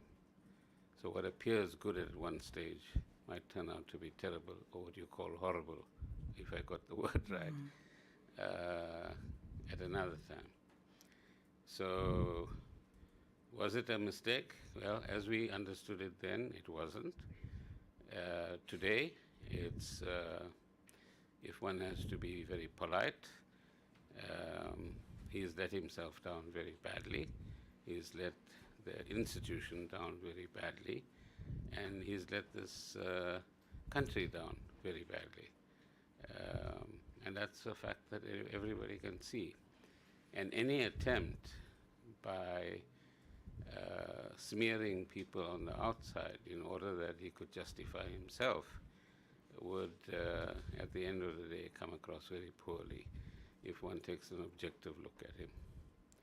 So I'll use a little bit more polite word, which is that he did some, as I pointed out earlier to Honorable Hadebe, he did good things within the organization, but ultimately the way he ended his term, I don't think did him any favors in terms of his reputation, except for those who think that here we have, and I'm going to extend your point if you don't mind, a whistleblower. He's not a whistleblower.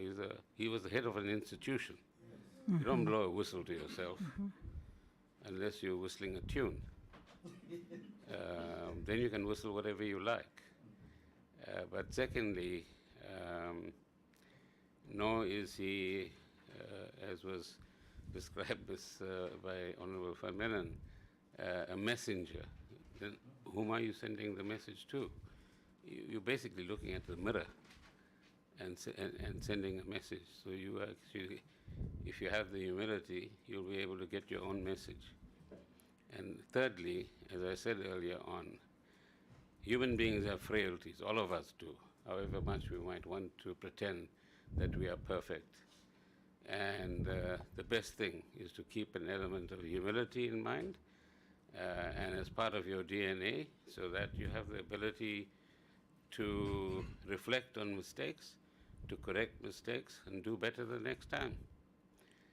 Thank you. Now, Mr. Minister, it doesn't matter how polite you can be. He was a horrible mistake. Turning out to be the person he is and gossiping about the entire country.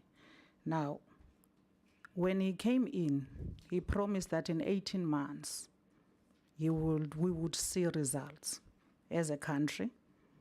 And as Parliament, he would account, and he will also deal with the issues of corruption. Now begs the question, Minister, and the department, how was Mr. De Ruyter being assessed? Because the red flags of his failures, and in fact, now that we know he was busy with the book instead of running a utility, the red flags were there. 18 months, we were on a downward spiral, worse. Later on, Parliament went there. Let me speak about Scopa. Scopa, we went there, we came with 23 recommendations. That was 2019.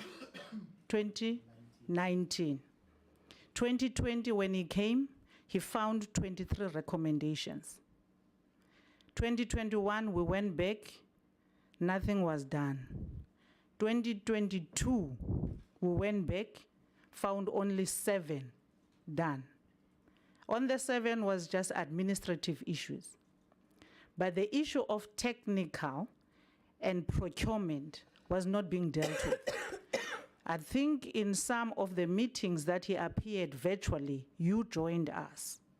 And that was another red flag that the man is not going to deliver anything. How was he being assessed that you were satisfied De Ruyter is still a CEO that's fit for purpose? So Firstly, in terms of the PFMA, the accounting authority is the board.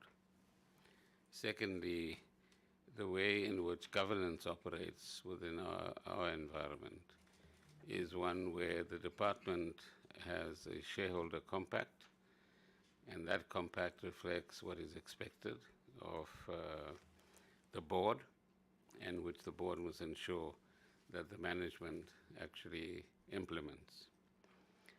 And that compact would have reflected some of the things that you are talking about. We have 3 months after, or less than 3 months after his appointment, the pandemic, so you have to recognize that's a reality. And as I pointed out earlier, that it did interfere, in a sense, positively, but also negatively. Positively in the sense that we had a shutdown, which meant less energy was being utilized. Negatively in the sense that some of the maintenance work could only be done minimally, and that affected the extent to which. Guys, can we please, Babuson, please. Minister, please proceed. Guys, Anyway, can we'll I come just back to you, Honorable Sonia. can I just, I know that. Chair, please, my time. Yes, there's the book may now, you know, seek to derail us, right? Can we focus on these issues? I've got opinions about the book. They are vast and varied. I've read the thing. But it must not take center attention away from the core issues. So please, colleagues, the point has been exhausted. He wrote the book, we know. No, but I'll come back to the book in a moment, because Honorable Mente talks about it. So to the extent that the EAF wasn't improving, is something we observed, it's something that we interacted about with both the board and the management, and that's what probably is being referred to as so-called micromanaging. That's when the tough questions were being asked. That's where, as I said earlier on, if plan A is not working, why aren't you implementing plan B?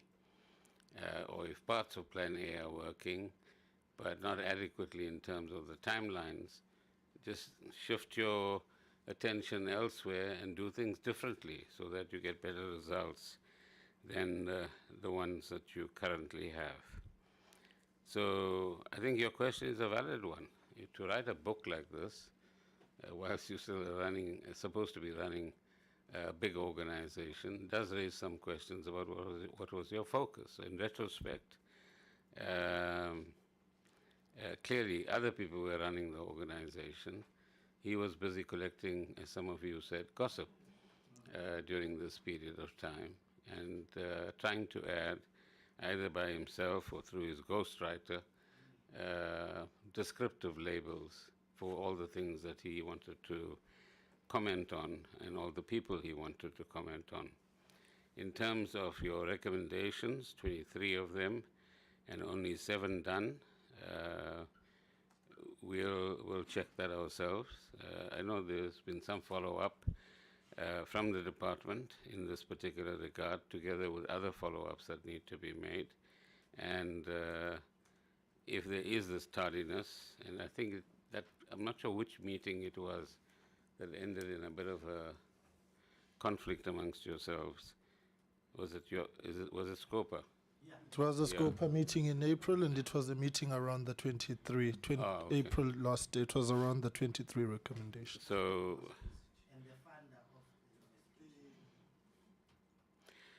we'll pursue that and try and just make a note, please, that we need to give some written response to that. All right, so the assessment when you were meeting the board or whatever intervals you utilized to do a catch-up with the board in terms of all the SOEs that are under your ministry, they were also satisfactory to you? Whatever assessment that were given to you in terms of Derrida and his capabilities were satisfactory to you? As I indicated earlier, and I'm indicating now as well, that a declining EAF can't be satisfactory. An increasing level of load shedding cannot be satisfactory. But then you get involved in crisis management, and you say, well, which unit of which plant is in what status? If if there's an outage, how long is that outage? When it is going to return? How do we alleviate the load shedding situation in the country?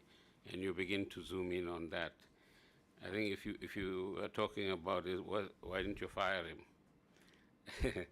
It's not part of my job, but eventually it would come to us as well. But we had to attend to what we saw in front of us and try and alleviate the situation as much as possible and mobilize the collective will of Eskom engineers, power station managers, and power station operators so that they will work with us as the country and ensure that the right things are actually done at the various power stations. Some of it happened, some of it didn't happen. Okay, here's another red flag which you made, you actually confirmed it to ourselves, that Derrida refused to be vetted. In particular, he refused to submit his financials. This is part of his contract. It's non-negotiable. Yet, you did not do anything about it. The man refused to submit his financials. How do you become a CEO running such a big utility where procurement processes are actually problematic at the time and are central to what is draining Eskom as fiscus and what is destroying Eskom? Were you comfortable with that? Why at that point not call him out or give him an ultimatum? You refuse to be vetted, you then leave the office, or you submit your financials to be scrutinized? The relevant authorities, which includes both the board and SSA, actually have not submitted anything to us that I'm aware of as a department, which says we've been trying to vet this person, but we're not getting his cooperation. It would appear that there were several interactions, and only he can tell you how many they were, or SSA can tell you how many there were. So that's the one issue. The second issue is well known. There's a long queue on the vetting process in government, and not all of it happens as fast as one would like, even in an ordinary bureaucratic position. Thirdly, I mentioned the financials issue because that's what he told me. And any silence in that regard didn't mean approval of how he was conducting himself.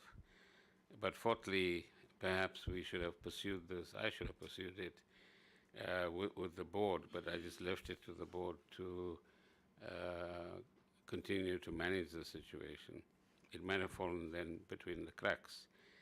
But what I wanted to draw your attention to when I made the comment earlier on about his comment about submitting financials was, I know I'm part of a government institution, but not everything that government requires of me is something that I'm going to comply with. And that indicates the state of mind, if you like, in that instance. Wilmenta, you can start rounding up. Chair, take a consideration of my time that was wasted. I did. Okay. Now, you spoke of international and companies, multinational companies and even local companies that are embezzling funds out of Eskom and all of that. One of those companies which were overpaid was ABB, out of the 4 companies that were overpaid by Eskom. And this particular ABB was defended by Derrida At the very same time, the very same director refuses to disclose and submit his financials to the authorities. That was another red flag. I'm going to give you a couple of questions because the chair is threatening me. The disclosure of the donations made by BLSA, because BLSA paid for this covert intelligence report, and she was on record in some media saying they paid 3 million to the whole amount. 18 million, sorry. They paid, she paid 18 million with BLSA, and to the covert intelligence report, meaning which this report did take place in Eskom. There was intelligence being gathered in Eskom. You are disowning it. The police were here wishy-washy about it and what was going to happen. Interesting question is, how was this item disclosed? Did the department pick up that item in the annual financial statements? If they did pick up that item, why was it not questioned? What was it paying for? If now we all say there was no intelligence report, even if it was not paid from the department, the donations, according to the Treasury regulations emanating from the PFMA, are clear that any donations made to the state must be disclosed in the annual financial statements. So did the department say that? Or if that's not the case, will you now take action in identifying these donations to Eskom and see that all of them are disclosed and what were they being utilized for? You also made mention of a very concerning matter, that as much as you wanted the board to give you answers and all of that, you also acknowledged the fact that the board was in a complex environment, which begs a question. We hire board members that have no knowledge or experience of the environment they are going in. And if that's the case, there is going to be many derators to come, because they are going to send them from pillar to post, learning from the very same tag that is going to tell them what suits them.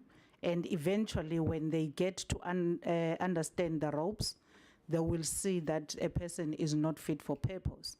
Now the question is, can we change the way we hire the board members that are going to be the authority of Eskom? All right. Now lastly, all right. on Tutuka. Tutuka, as a Mpumalanga is a crime scene. Tutuka in particular commissioned a forensic investigation and paid for it to almost R1 million. That very same investigation was not implemented. It's not used anyway. And that investigation identified that raw tech, which fronted with black women, was actually behind the sabotages. And some of the items that you have mentioned of yellow plants and everything, that must be hired, whether the department can buy for itself or not. Thank you, Chair. No, the last one. Will the minister support the car ships, car power ship? All right.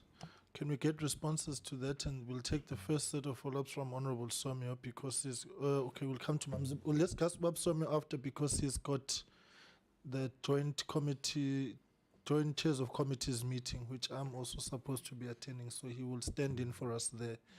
So, Minister, let's get responses. Bob Somio, stand by, and then we'll come to Mamzibula.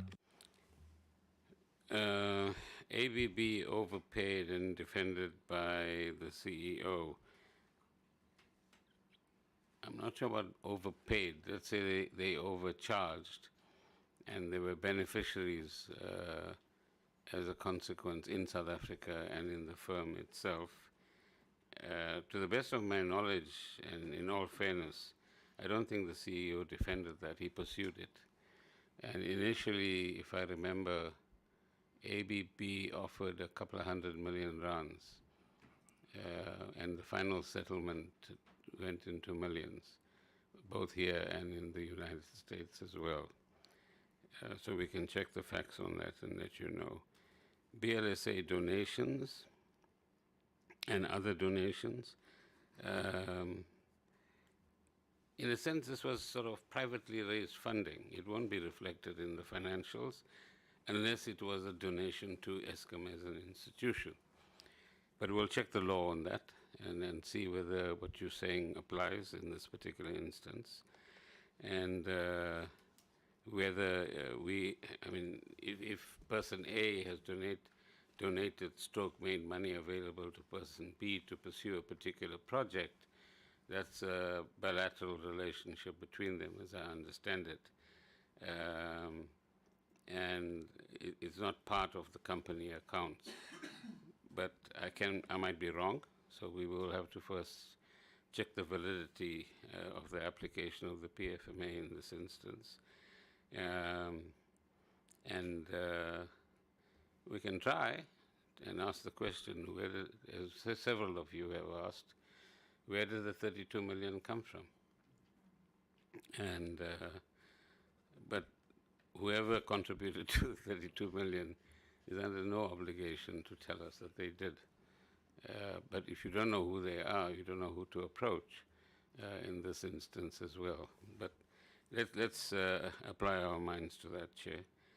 And if there are any outcomes to that, we'll certainly come back to you.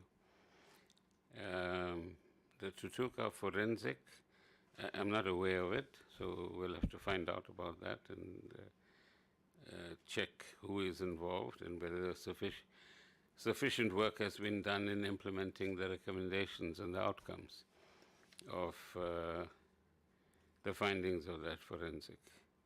On the question of the board and the way we choose boards, I think we've had quite a rigorous process in choosing the new Eskom board. But like I said, human beings are human beings.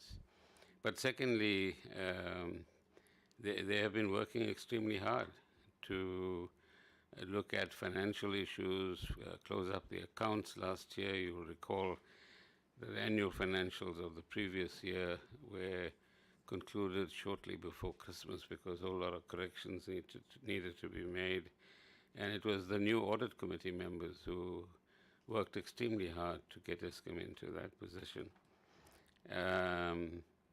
On issues that they might not be on top of, like the ones I indicated earlier on in the interaction with Mr. Lees, in those instances, we'll try to support the board in making sure that they get on top of that. And I imagine that's the new board is the one that you're referring to.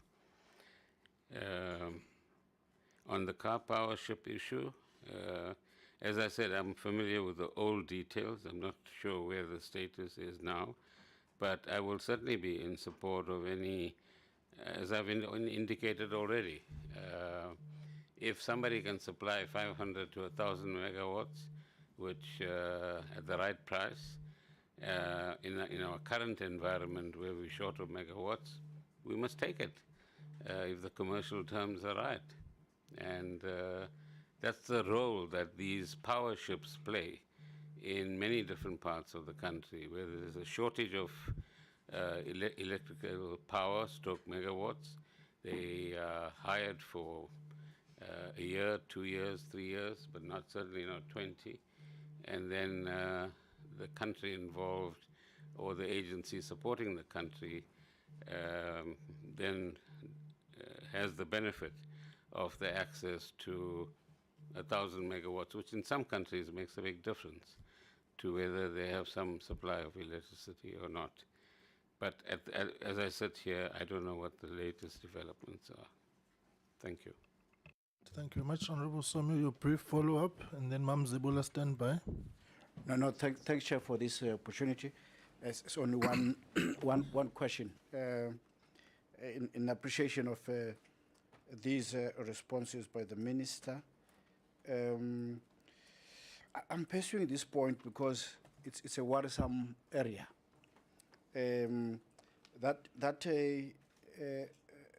Eskom assets are public assets. They are highly protected on the defiance of being declared a national key point, and therefore, with some form of acknowledgement that here is the GCEO of Eskom conducting what he terms the intelligence instructive report on his own terms, and that is funded somewhere.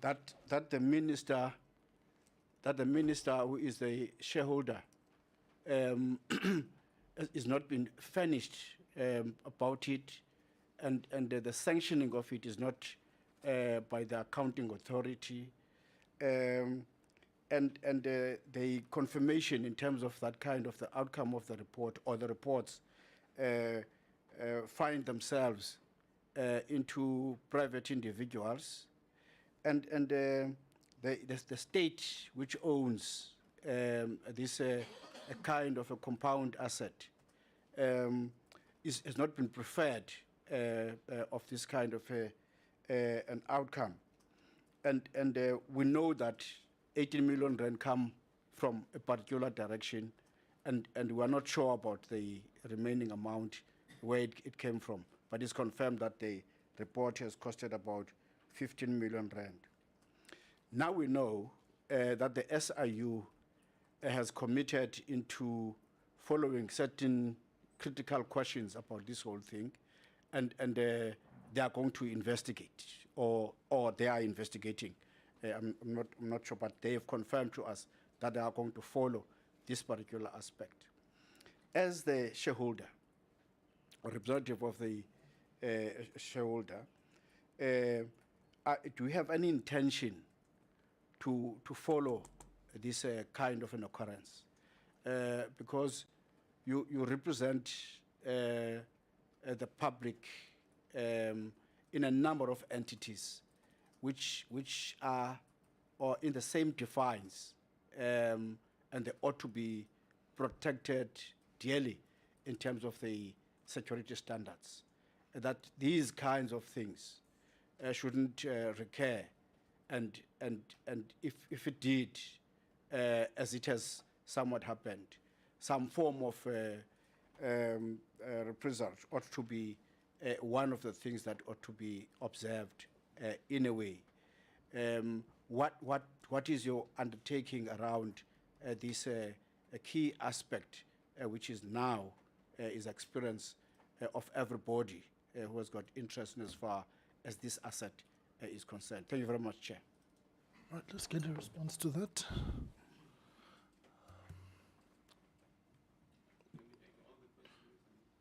No, it's just his Robson was leaving. Yes. No, the undertaking. It's just as one, so he's leaving. Okay. I think your point is a fair one, and it does give us some lessons that we can learn from this incident. It does give us an opportunity to think about, for example, what you include in the memorandum of incorporation. That might be different from what we have now to defend ourselves against these sorts of incidents in the future. And thirdly, I think the board should give consideration to the violation of the contract of employment, where confidentiality is required. Now, I mean, you can't litigate against someone who says XYZ dresses like this, or ABC looks like this, or whatever the case might be. Those are his personal observations.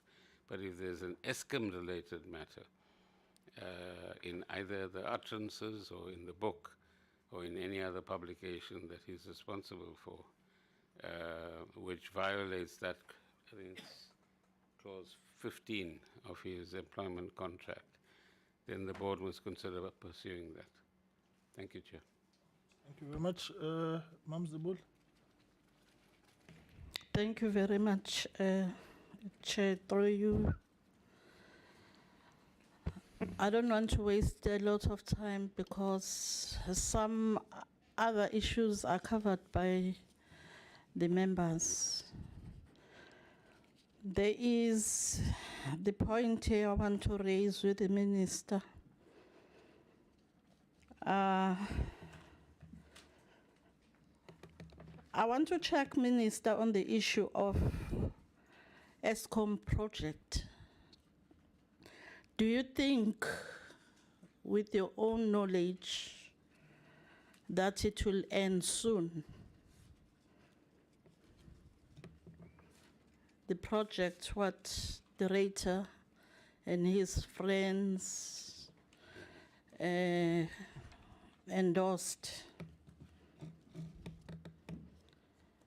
Also the issue of precedent on the issue of vetting, it's very, very crucial. And it showed that he didn't care about the superiors of him. He just did whatever he wanted to do. I thank you. So on the question of vetting, I think we need some interaction with SSA, particularly in these sorts of positions where several of you have raised this concern, and set up some kind of interactive mechanism so that they inform us about the progress that they're making. We also have to rethink, when is the vetting done? So ideally, it should be done before you take up your appointment, not after you take up your appointment. That's my view as we sit here today. So we will reflect on some of those lessons and see what changes can be made and what kind of oversight mechanisms we need to put in place, which will ensure that this kind of slippage doesn't occur in future. How soon will the project end? I think everybody is going to learn some serious lessons from the behavior of this gentleman, whether it's the business people that supported him, whether it's the media that writes about him, or refuses to write about him, and some of the stuff he's talking about, and ourselves as well. So I think the project is probably dead now. But the law enforcement authorities must pursue what they have to do. So if there's any evidence that is available, it must be provided to them. And they must evaluate that evidence, investigate whatever needs to be investigated, and do whatever it is that they're obliged to do in terms of the law at the same time. So I can't say it's going to end tomorrow because I'm not controlling it. But the key is the consequence. Is there material there that the law enforcement agencies can act on or not? And will they act on it or not? That only you and they can interact on. And we'll know the results in the next few months as to where this project actually goes. So thank you very much. Thank you much. I'm taking now my 15 minutes. Yes. No, don't worry, I won't be there long enough. But Minister, I do have questions.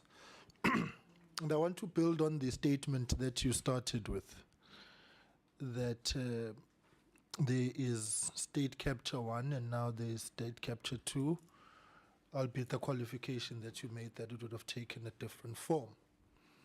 Now, that being the case, on which I wholeheartedly agree with you on numerous occasions and on various platforms, I've made the point that we must not be deluded into the thinking that state capture is the reality of the past. Now, where I'm going with this, Minister, is that listening to you now, there's quite clearly a trust deficit and trust erosion as we are seated here between yourself and Mr. Director. I want to assume this was not an event, but a process. Because Mr. Director had your support and he enjoyed your confidence at the outset of his tenure. What changed? I ask this question in the context that I would assume that holding a view that there is state capture continuing, a trusted CEO comes to the shareholder representative with information that there are 2 ministers or 2 senior politicians involved in the corruption taking place at Eskom, it should raise red flags. And therefore set into motion a process which would say his allegations must be tested so that we do not find ourselves at ground zero, for lack of a better phrase, insofar as what the State Capture Commission revealed. So why weren't the allegations tested when Mr. Director made them? Because quite clearly, as we are seated here, none of us were aware that he was writing a book, so there would have been no need for any suspicion. None of us seated here when he made the allegation knew that he would have a bombshell public interview. And as the point was made to the board last week, when he made the allegations, he was still firmly a CEO of the public entity. And therefore, we had all the jurisdiction to hold him to account, and he had to make the necessary information available. So that's why I keep going to the point that the book, for all intents and purposes, yes, must be probed, it must be linked to it, but as we are seated here, it's secondary to the moments in which Mr. Director made the allegations that he made, and I would want to assume formally and officially because he was talking to his principals, either the board, the chairperson, or the shareholder representative. So I'm interested, Minister Uti, why weren't his allegations acted on? Because at the time that he made them, he was in an official position of authority. That is point number one. And I raise this strongly now parallel to the issue you have raised of state capture. The second point is around the fundamental issue of vetting, and you've said you have looked at it, but I want to touch on it to drive home the following point. The Cabinet took a decision in 2014 that all persons in the SCM space must be vetted. And it goes, and then of course the CEO and so on. I take the point that it's the timing of when that must happen. But didn't it ever worry you, concern you, of issue to you, that we had a key critical SOE, such as Eskom, with an unvetted CEO? And not that the matter was never raised. The matter was raised on numerous occasions, including but not limited to reports that Eskom itself submitted to Parliament. And the point was persistently made that the CEO is not vetted. Now, the consequence, adversely, of that becomes this. Mr. Director then embarks on an intelligence operation, unvetted as he is. And we are now saddled with the situation of an elusive report which has got material bearing, because we haven't tested what's contained therein, but got a material bearing on what's happening or what happened at Eskom. So now that's the dilemma. It baffles the mind. And of course, this will have to be probed. How did those doing the investigation access information at Eskom?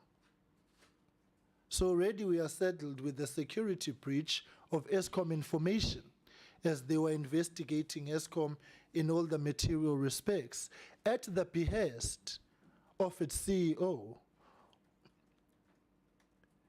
So unvetted, breach of security and information, and an intelligence operation.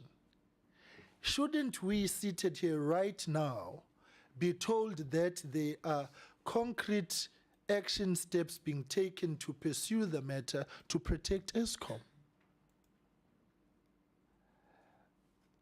It worries me that the seriousness of the issues that have been raised and the events that have occurred arising out of the leak now that there's an intelligence report, the interview that Mr. Director has and the utterances that is made in, that none of those issues are being pursued. Unless they are and we haven't been told, and if they are, how are they being actually pursued? I want to conclude by saying, Minister, unless Cabinet takes a concrete decision to firm up the efficiency and effectiveness of the State Security Agency in its vetting processes and protocols, it is going to be a major contributory factor to the collapse of the state. The Eskom board, for the longest of time after its interviews, was not vetted. It took forever. You are saddled with the National Commissioner of Police right now who's not vetted. The CEO of Eskom was not vetted. Some over 300 persons at Eskom who are supposed to be vetted have not been vetted.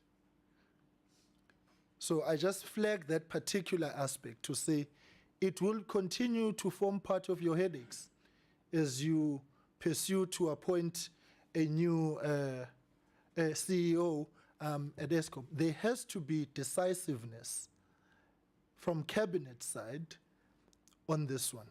I finally ask then, Minister, after Mr. Director had made the allegation about the two senior politicians and two senior ministers, in light of your own account observation of state capture continuing, did you inform the President of this serious allegation? Because I'm going to put the same question next week to Dr. Mufamadi as well. Because I would imagine that an individual in a position of authority, like the CEO, making an allegation saying so and so and so and so, like if I were to come to Mr. Frolick, who's the House Chair responsible for committees, and I say, Honorable Hadebe and Honorable Lees are leaking committee documents, my expectation is that he would report the matter to the Speaker and it would be investigated.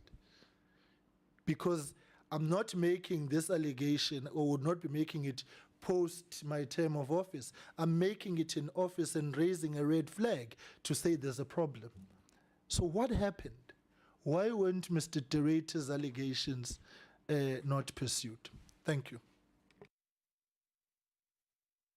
Thank you, Chair. Well, let's start with the last point that you raised.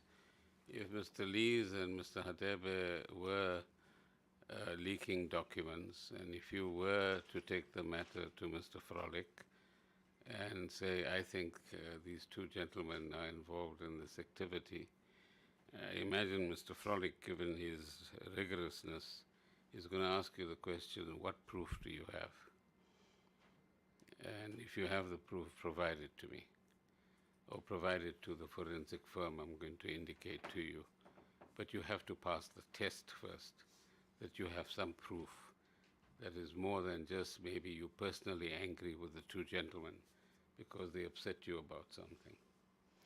So I think the same principle applies elsewhere, informing the President, or whatever the case might be. Is there sufficient weight here which would indicate that there is more than just information? And as I pointed out in my earlier presentation, some parts of the media said, we're not printing anything about this stuff because it's unsubstantiated. And I imagine they were worried about being involved in defamation cases, for example. In their case, they're doing it outside of parliamentary privilege as well. So The issue here, more pointedly, when you say, are these matters being pursued, are things being done about what Mr. De Ruyter is saying in relation to corruption, I pointed out right at the beginning that corruption has been on the radar screen, particularly since 2017. But there were hints of it long before that as well. And in Eskom's case, I refer you to the booklet that's in the files that we've given you about the kind of manner in which corruption was facilitated during the state capture period. So, and then we've presented to you all the things, well, indications of all the things that have been done, because they're not all the things. I'm sure if Mr. Mativi gets an opportunity, he'll say, out of the files we sent to them, they did X, Y, Z, or whatever the case might be. So this is certainly being pursued. The question, I think, that you can more validly ask, if I may respectfully say so, is, are we making a dent? Are we stopping corruption in the tracks? Are we disrupting lines of communication or collaboration between insiders and outsiders? I don't have any detailed knowledge, but I imagine that if you, and I think I wasn't able to obtain the latest numbers from the NECOM work stream in this regard, but I think there's sufficient happening which would be becoming a discouraging factor, because if one takes one's experience at SARS, the risk of you being caught out, the higher it gets, the less you're going to take a chance. Right? And so we need to increase the possibility that you will be detected. We need to increase the possibility that your acts are no longer ones of hidden behind the radar screen. And if they're easily detectable, then you are more than likely to face the consequences. One of the technologies being developed by ports elsewhere is something that we've forgotten about, but blockchain technology. So that the interaction between the port, the transporter, the customs authority, the shipping line, etc., is part of this blockchain technology. In that technology, if you touch the wrong button, your name is there, and you can then be pursued in that particular regard. Similar things can be done in our institutions as well. So there is, for example, in Transnet, a digitization process. It will take a little while to make some headway, but it will certainly give us a better risk assurance that, and a signal, a warning to those involved in nefarious activities that there's a greater possibility now of you being detected. If you take your minds back to 1999, 2000, when the SARS technology people talked about the development of a new income tax system. And they then said that that income tax system will be connected to a whole lot of third-party databases. So in certain countries, if you have a gym membership, it's recorded in the tax authority. If you buy a new car, it's recorded. If you pay cash for it, it'll be picked up, and so on. In South Africa, we're still a little bit behind the curve. But that created quite a fear amongst taxpayers and contributed partly to the change in tax culture that we subsequently saw in the 2000s as well. So I think, Chair, these matters are being pursued, but we can add a lot more weight behind what we're doing as a state generally, but also as Parliament and as society more generally as well. And part of what we need to get is the community mobilization to say the crooks who live amongst you, who do X and Y at a power station, eventually hurts you because you are the one who are subjected to the load shedding because they supplied the wrong parts or whatever the case might be. So greed and self-interest is of such a nature that you want to fill your pocket at anybody's expense and you don't care about people. On the vetting issue, I share your concern. I think that whole process needs to change, and I'll certainly initiate some dialogue around that so that we set up a different way, as I indicated earlier on, because retrofitting, inverted commas, or retrospective vetting is possibly not the right way to go. But also, we've got to ask, what are you vetting?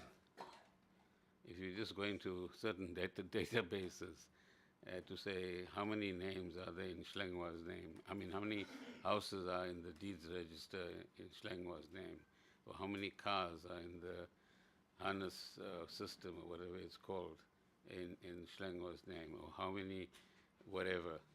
Is that enough in today's environment? Because people have picked up that you don't put things under your name. Many cases are indicating that. You put it in somebody else's name if you want to duck the system. Then, why didn't one pick up on the allegations for reasons that we've indicated already? And that is, and which is illustrated by your example. You can't go and spread around things without necessarily having the evidence, but also those who have the evidence must do that which is necessary. So it's interesting that a Section 34 declaration is made a day before there's an appearance before SCOPA, because legal advice was probably given to the director to say, you better do this, otherwise you're going to run into a challenge in that particular regard. But if there's evidence, it must go to the right law enforcement authorities, and they must do whatever it is that must be done. On trust erosion as a process versus an event,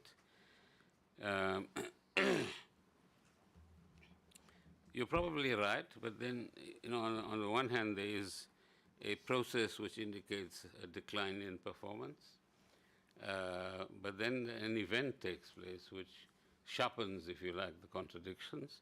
And in this case, it's the interview that you're looking into and the assertions made in that interview, all of which, by and large, can be countered. And any objective which was designed to indicate, I think as Honorable Somyo pointed out at some stage to me, that there might be a messiah complex here. I'm the only one that can save this world. I'm the only one that can save this country because I'm the only one who knows how to do anything in respect of corporate governance or running an organization. And that's the arrogance that we should be picking up on. But like I pointed out earlier on, human beings are human beings. They can appear to be excellent people for years on end, and then there could be an event that turns them in the wrong kind of direction. So I'm not sure if there are any other questions that we're going to come back to. With the last round, we're going to take all of them at once and the Minister will respond. Honorable Mkonto, Honorable Hatebe, Honorable Mente. So I'll request colleagues that you be brief. I'm told that we do need to be done by 2 because there's budget votes and members are expected to attend. We've already eaten into time. So Honorable Mkonto, Honorable Hatebe, Honorable Mente. Thanks, Chair. Good day to you, honorable members, the Minister and his team. Chair, I've been answered in the 2 other questions that I wanted to pose to the Minister about the timing of the vetting, if it was really in their plans to do it. But Chair, I don't get a sense of, as the minister was part of the hiring processes, was Mr. Durate ever exposed to any competency testing? If yes, can maybe South Africans be consoled in being given the results of that test? And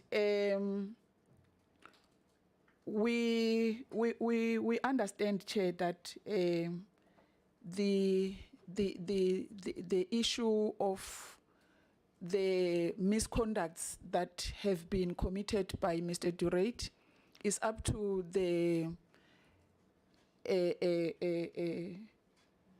law enforcement agencies to take that up. But then what is it that the minister is going to do to enable that process? Because I think the law enforcement agencies, they do need some assistance from the shareholders and Eskom itself. Thanks, Chair. Thank you, Honorable. Go on to Honorable Hadebe. Thank you, Chair. I'm not sure whether, Minister, you are aware that one of the former board member who was part of the BLSA has confirmed being responsible for the 18 million. The Intel report, which unfortunately her colleagues were not aware of such a report.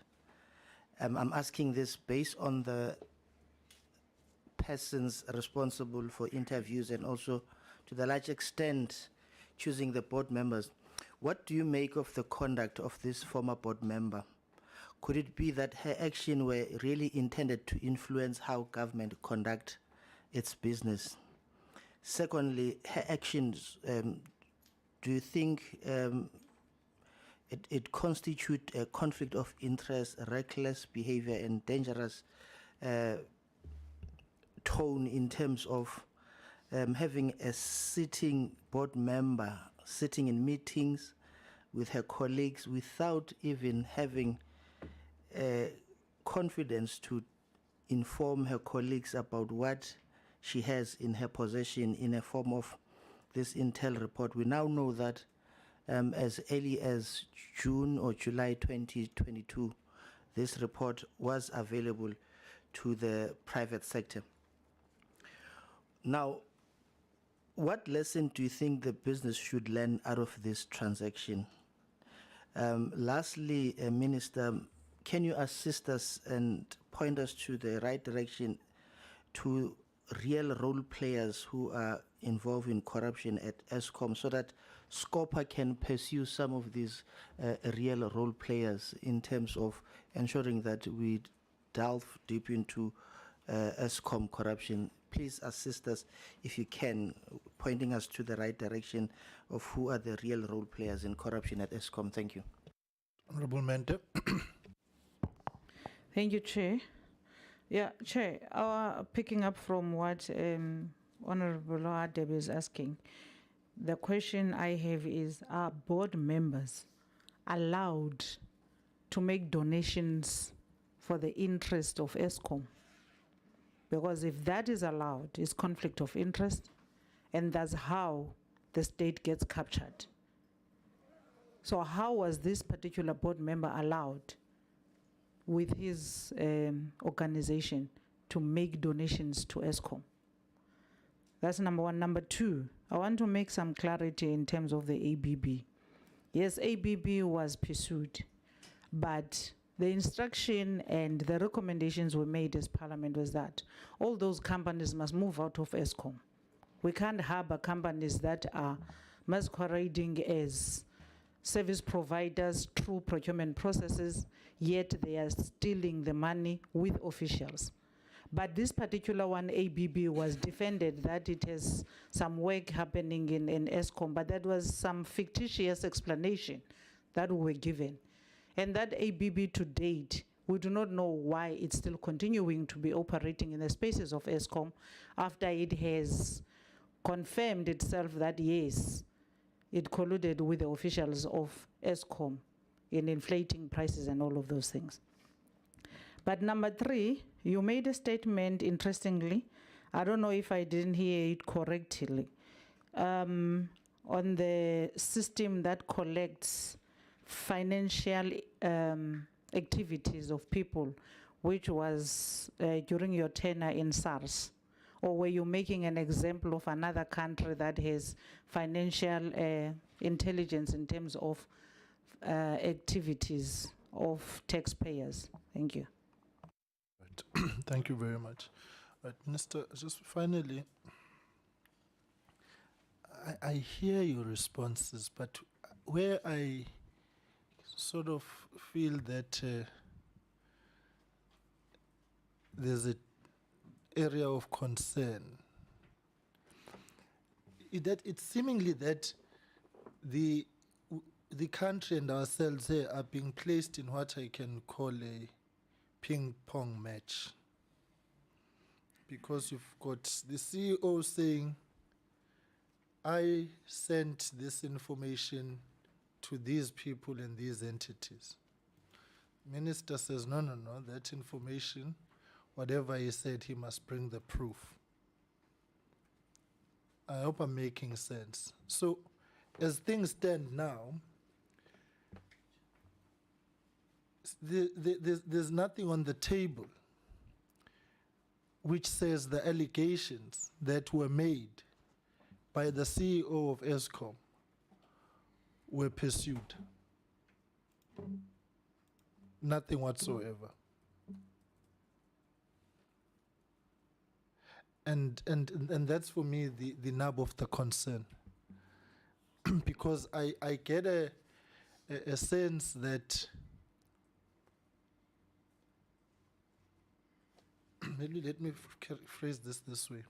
You see, the April 2022 outburst along the lines that Andre will not be the fall guy. As now I'm seated here and having reflected on this over the past few days, says to me, if the minister says this started in January 2022, by April, there was some sort of information that was available in certain quarters of those who were in positions of leadership and authority at Eskom. Hence, that phrasing that Andre will not be the fall guy. And then the outburst. And so I'm raising this in this context, Minister, that I do feel that it is of particular importance on the part of the department as the shareholder representative and Eskom to investigate the circumstances of this forensic intelligence investigation, whatever it is. Because I maintain it cannot be that an SOE will be investigated, intelligence gathering around it, with private funding, and up to now the report is elusive. There's no understanding of where it started, where it ended, what it touched, what it didn't touch, who it implicates, who it doesn't implicate. And our default position is that, well, we don't know the report, we don't have the report, it was not our money. Because it touched a key strategic space, which is Eskom. What did they do with that information? Does it send us into, or does it concretize state capture version 2 as we now have it? Does it fall into the hands of private donors, private interests who are now have got an insight into Eskom because information has been so? I fundamentally believe the existence of this report is a threat and a risk to national security. To the extent to which 50 million rands was pumped into it means that those involved were very deliberate about what they wanted. They were focused. And we can't not investigate it. It has to be looked into. This is state information. In the hands of unvetted people, in the hands of private interest. I think it would be a dereliction of duty, Minister, and when we're placing it to yourselves and Eskom. This must take priority. The report must be found, it must be handed over, and its modus operandi must be pursued. How did it happen? And I think, colleagues, when we take decisions moving forward about those who must still appear, we will do so. You can't have board members running a private operation. It's in breach of fiduciary responsibility. And they must be investigated about their own competence of being directors. I know that now I'm venturing into spaces which, but the bottom line is that that risk is there. Minister, concluding remarks on your side and responses. Thank you. I'll respond first and then give you my concluding remarks. So let me start with where you are, because we're not talking about a ping pong match here. As I understand it, there's two parts to this. The first is we keep referring to a report, but we don't know whether it's a report or several reports or whatever form the information collated and assessed actually took. And only those that were involved in the project would know that. The second part, I agree with your concerns. So we just got to disentangle this web, as you put it. Previous board member, current CEO, donation, report, outburst, which I know affected a lot of you when it actually happened. And what are the implications for any conflict of interest? And what are the implications for fiduciary responsibility as we understand it? So I can give you we're going to need a bit of time, but I give you the assurance that that will be pursued. And because we need to disentangle that and see what its implications are. So you make a valid point there. On ABB, I think we must get one of the engineers to come so we don't get mixed up with just the one individual. Some of the equipment in power stations are provided by what they call original equipment manufacturers. And in some instances, you can veer away and go to another supplier because the part is approximately the same. But there's also, I believe, what I've been told, counterfeit parts that have now entered the scene for some time. So one senior person who was there for 20-odd years says, that unit, I can't tell you when it will break down because I don't know which parts were put in when and whether some of them were counterfeit or not. But the third point about the ABBs of the world is that they, what do you call these things? They provide these control instrumentation. And when the operators sit, you've been to a power station, in that operating room, it's that instrumentation that they're monitoring to make decisions about how a unit will be run or not run, or how hard it will be pushed or not pushed, or whether they're detecting faults or not. So I think, and in some instances, if you've already got brand X, I'm going to use an analogy, car, you won't be able to supplant it with an engine from a completely different type of vehicle, according to what I've been informed. So let's get an engineer here, from Eskom who can explain how the system works, why ABB might appear to be indispensable or still part of the scene. But there might be developments there that I'm not aware of, which I will check on.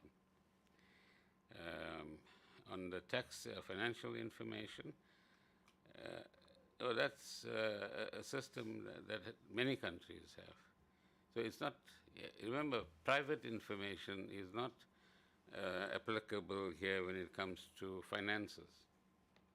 Because if you, as a taxpayer, are registered in a particular country or jurisdiction, and you are in receipt of income, you must declare that as your income. And that income then becomes, with all the laws being applied, your taxable income, and that's where your tax is then calculated. One of the schemes that every tax authority has to deal with is where an individual or a company doesn't declare everything, and so manages the disclosure of information to reduce the tax liability at the end of the day. So collecting what in the industry it used to be called collecting third-party data is a crucial part of verification. So so the PAYE system, for example, is largely automated. So if you don't receive any interest income, you get your assessment within minutes, because your employer, i.e. Parliament, has already said person X earns a certain amount has been deducted as PAYE, certain amount went to pension, and so on and so on, and here's the details on which you can base what your calculation is for taxable income. So this is not about some naughty activity, this is about legitimate tax practice, but also the legitimate obligations of citizens to pay their taxes in a fair way like everybody else. I think your point about the board membership overlaps with Honorable Schlengwa's point, so we'll pick up all of those points as we go forward. Honorable Hadebe wants to know the real role players. If you take all the presentations made to you in Scopa, it won't give you names, it'll give you sectors, right? So somebody in the coal industry, coal mining industry, mixes coal with rubbish and deliberately supplies it to Eskom. Somebody in the oil or fuel industry pays off people at weighbridges so that the truck that is supposed to offload the product, in fact, doesn't offload the product. Somebody signs that it was offloaded, but takes a U-turn and goes off, and somebody pays for it again. It's Eskom. If one looks at the maintenance areas of the units, you can easily identify who are the companies there, and whether the same unit that Company X undertook to repair is the one that's constantly failing. So there's the contractors involved. So if you take sector by sector, inverted commas, meaning the different role players in the entire value chain, you'll be able to dissect them. And let alone any gossip about all of these things. You've had reports before you, as have other committees, which shows where the malfeasance actually occurs. And we must follow that track. And your researchers can help you do that respectfully as well. The lesson for business is they must do the due.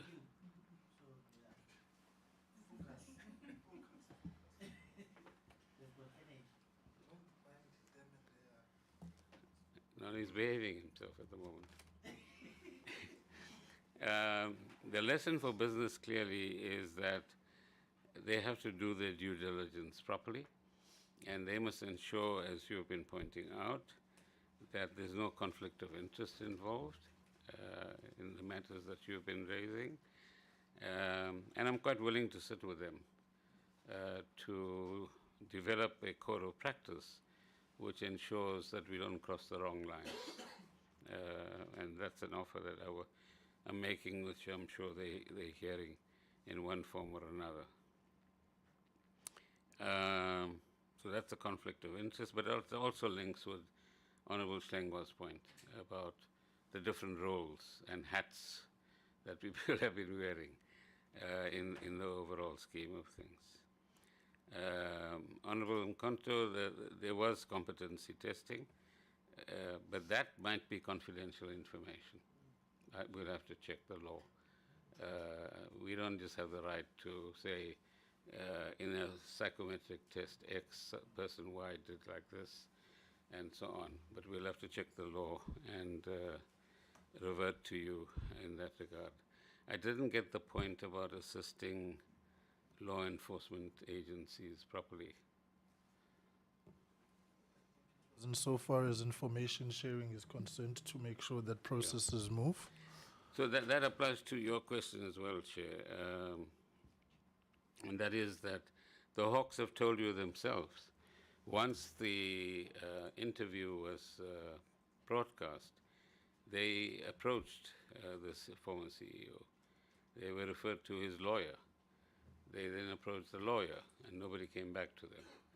So the law enforcement fraternity still has the right to go back to them, and or to anybody else, and say, if you have substantive information, we want it. If you have evidence, we want to see it. And they will then have to apply their minds to what they do with that information. So in conclusion, Chair. Please hold your conclusion 1 second. Advocate Mtibi, if there's anything you want to add, and then you'll round it off. Advocate, over to you. Sorry, Minister. Over to you, Advocate. No, thank you, Honorable Chair and honorable members. For us, it's really just to assure the committee that the investigations conducted by SIU will proceed as authorized by the proclamations and the recently proclaimed one that would cover most or all of the stations at Eskom. But in particular, Honorable Chair, the issue around the report and the intelligence report that was produced, we raised certain questions in the presentation to SCOPA the last time we presented. So I can confirm that the investigating team will pursue that in the context of our investigation. While we focus on corruption, we will also have to focus on the maladministration and malpractice as authorized by the proclamation. Of course, looking into the applicable law and policies around how is it that the former group CEO handled this matter.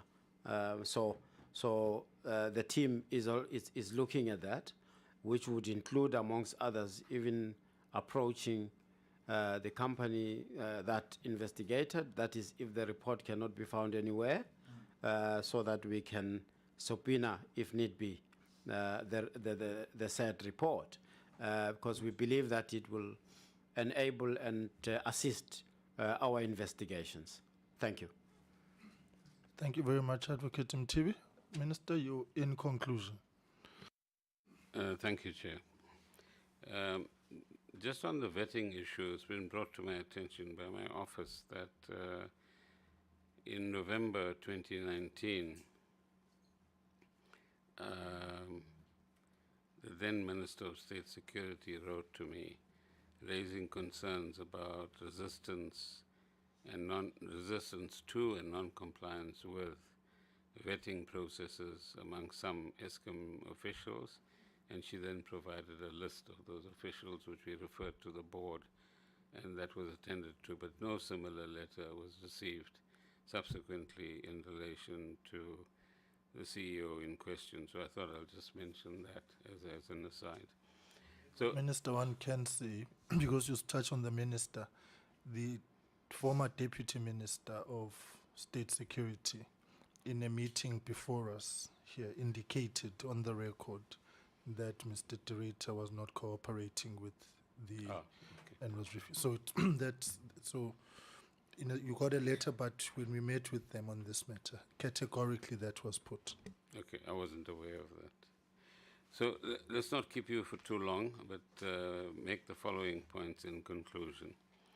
That I still believe that the majority of people working for Eskom are honest, hardworking people who want the country to succeed, who want Eskom to regain its brand, so to speak, as an efficient utility, and they understand that there's a small group of corrupt individuals in their midst who must be dealt with.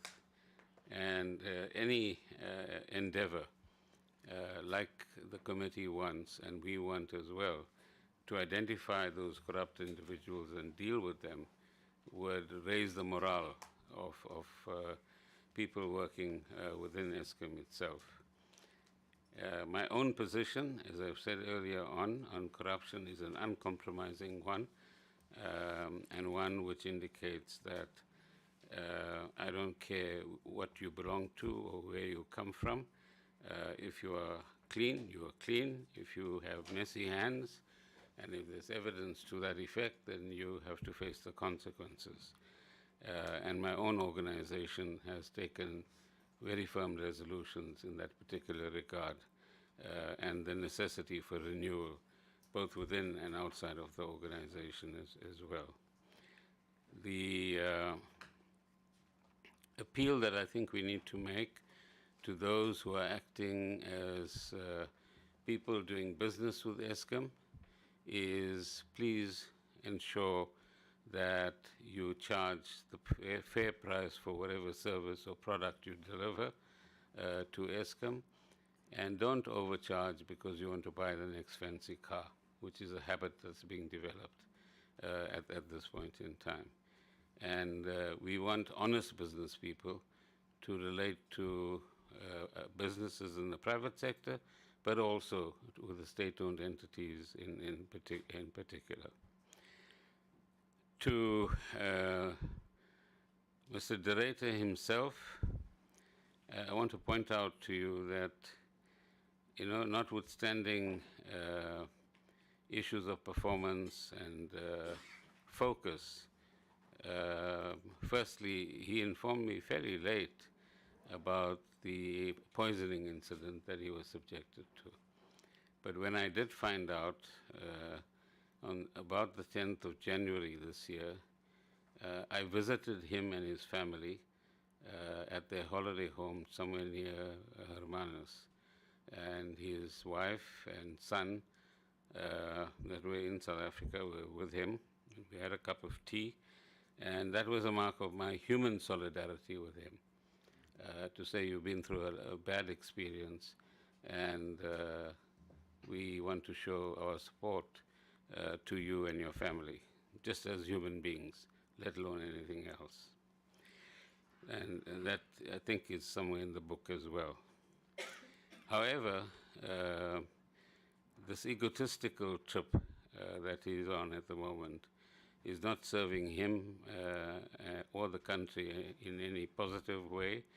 And any notion that he has that he is this messianic or heroic figure that is going to, on the one hand, condemn all of us, but on the other hand, be the savior, but also take rather old-fashioned ideological positions in relation to both my organization, but others as well, is a misplaced area of focus on his part.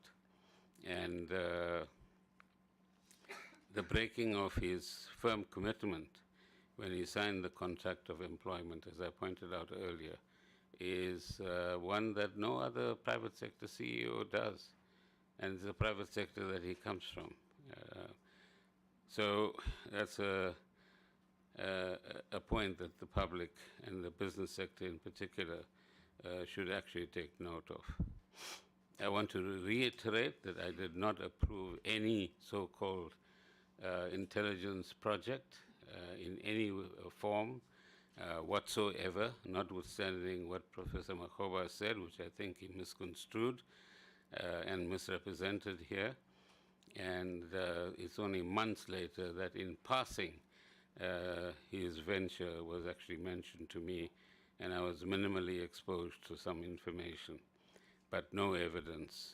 And I was warned, in fact, that this is not evidence. I think as far as the business sector is concerned, the leadership in the business sector has played a very positive role in supporting many of the endeavors of government, and that's the positive part that we want to continue to sustain as we go forward. And it's a valuable partnership which indicates our ability to work together in the interest of the country as a whole, whilst each of us might have our specific interests as well. And finally, as I pointed out, what we want is a situation where both Parliament as a whole and the people of South Africa take a positive and firm stance on issues of corruption, and particularly those corrupt activities that impact on Eskom and its performance. That's harming our country, it's harming our country's reputation, it's harming our country's ability to attract investment into the country, to create jobs, and we need to do much more than what we are doing at the moment to tackle the scourge of corruption. So, Chair, thank you very much for this opportunity to interact with you, and in areas which I've indicated, I will revert to you. Some of it might take time, but others we will do so as soon as we can. Thank you. Okay, thank you, Minister. Colleagues, can I just make Advocate Mutibi and your team as well, thank you very much as always for being here. We will spare you a Cape Town trip next week. We're meeting virtually next week, Friday, with Dr. Mufamadi on the virtual platform. I have been in communication with him, and I've acceded to the request that he has made, which ultimately mean we will meet virtually. And Friday, colleagues, as you recall, is our meeting day actually.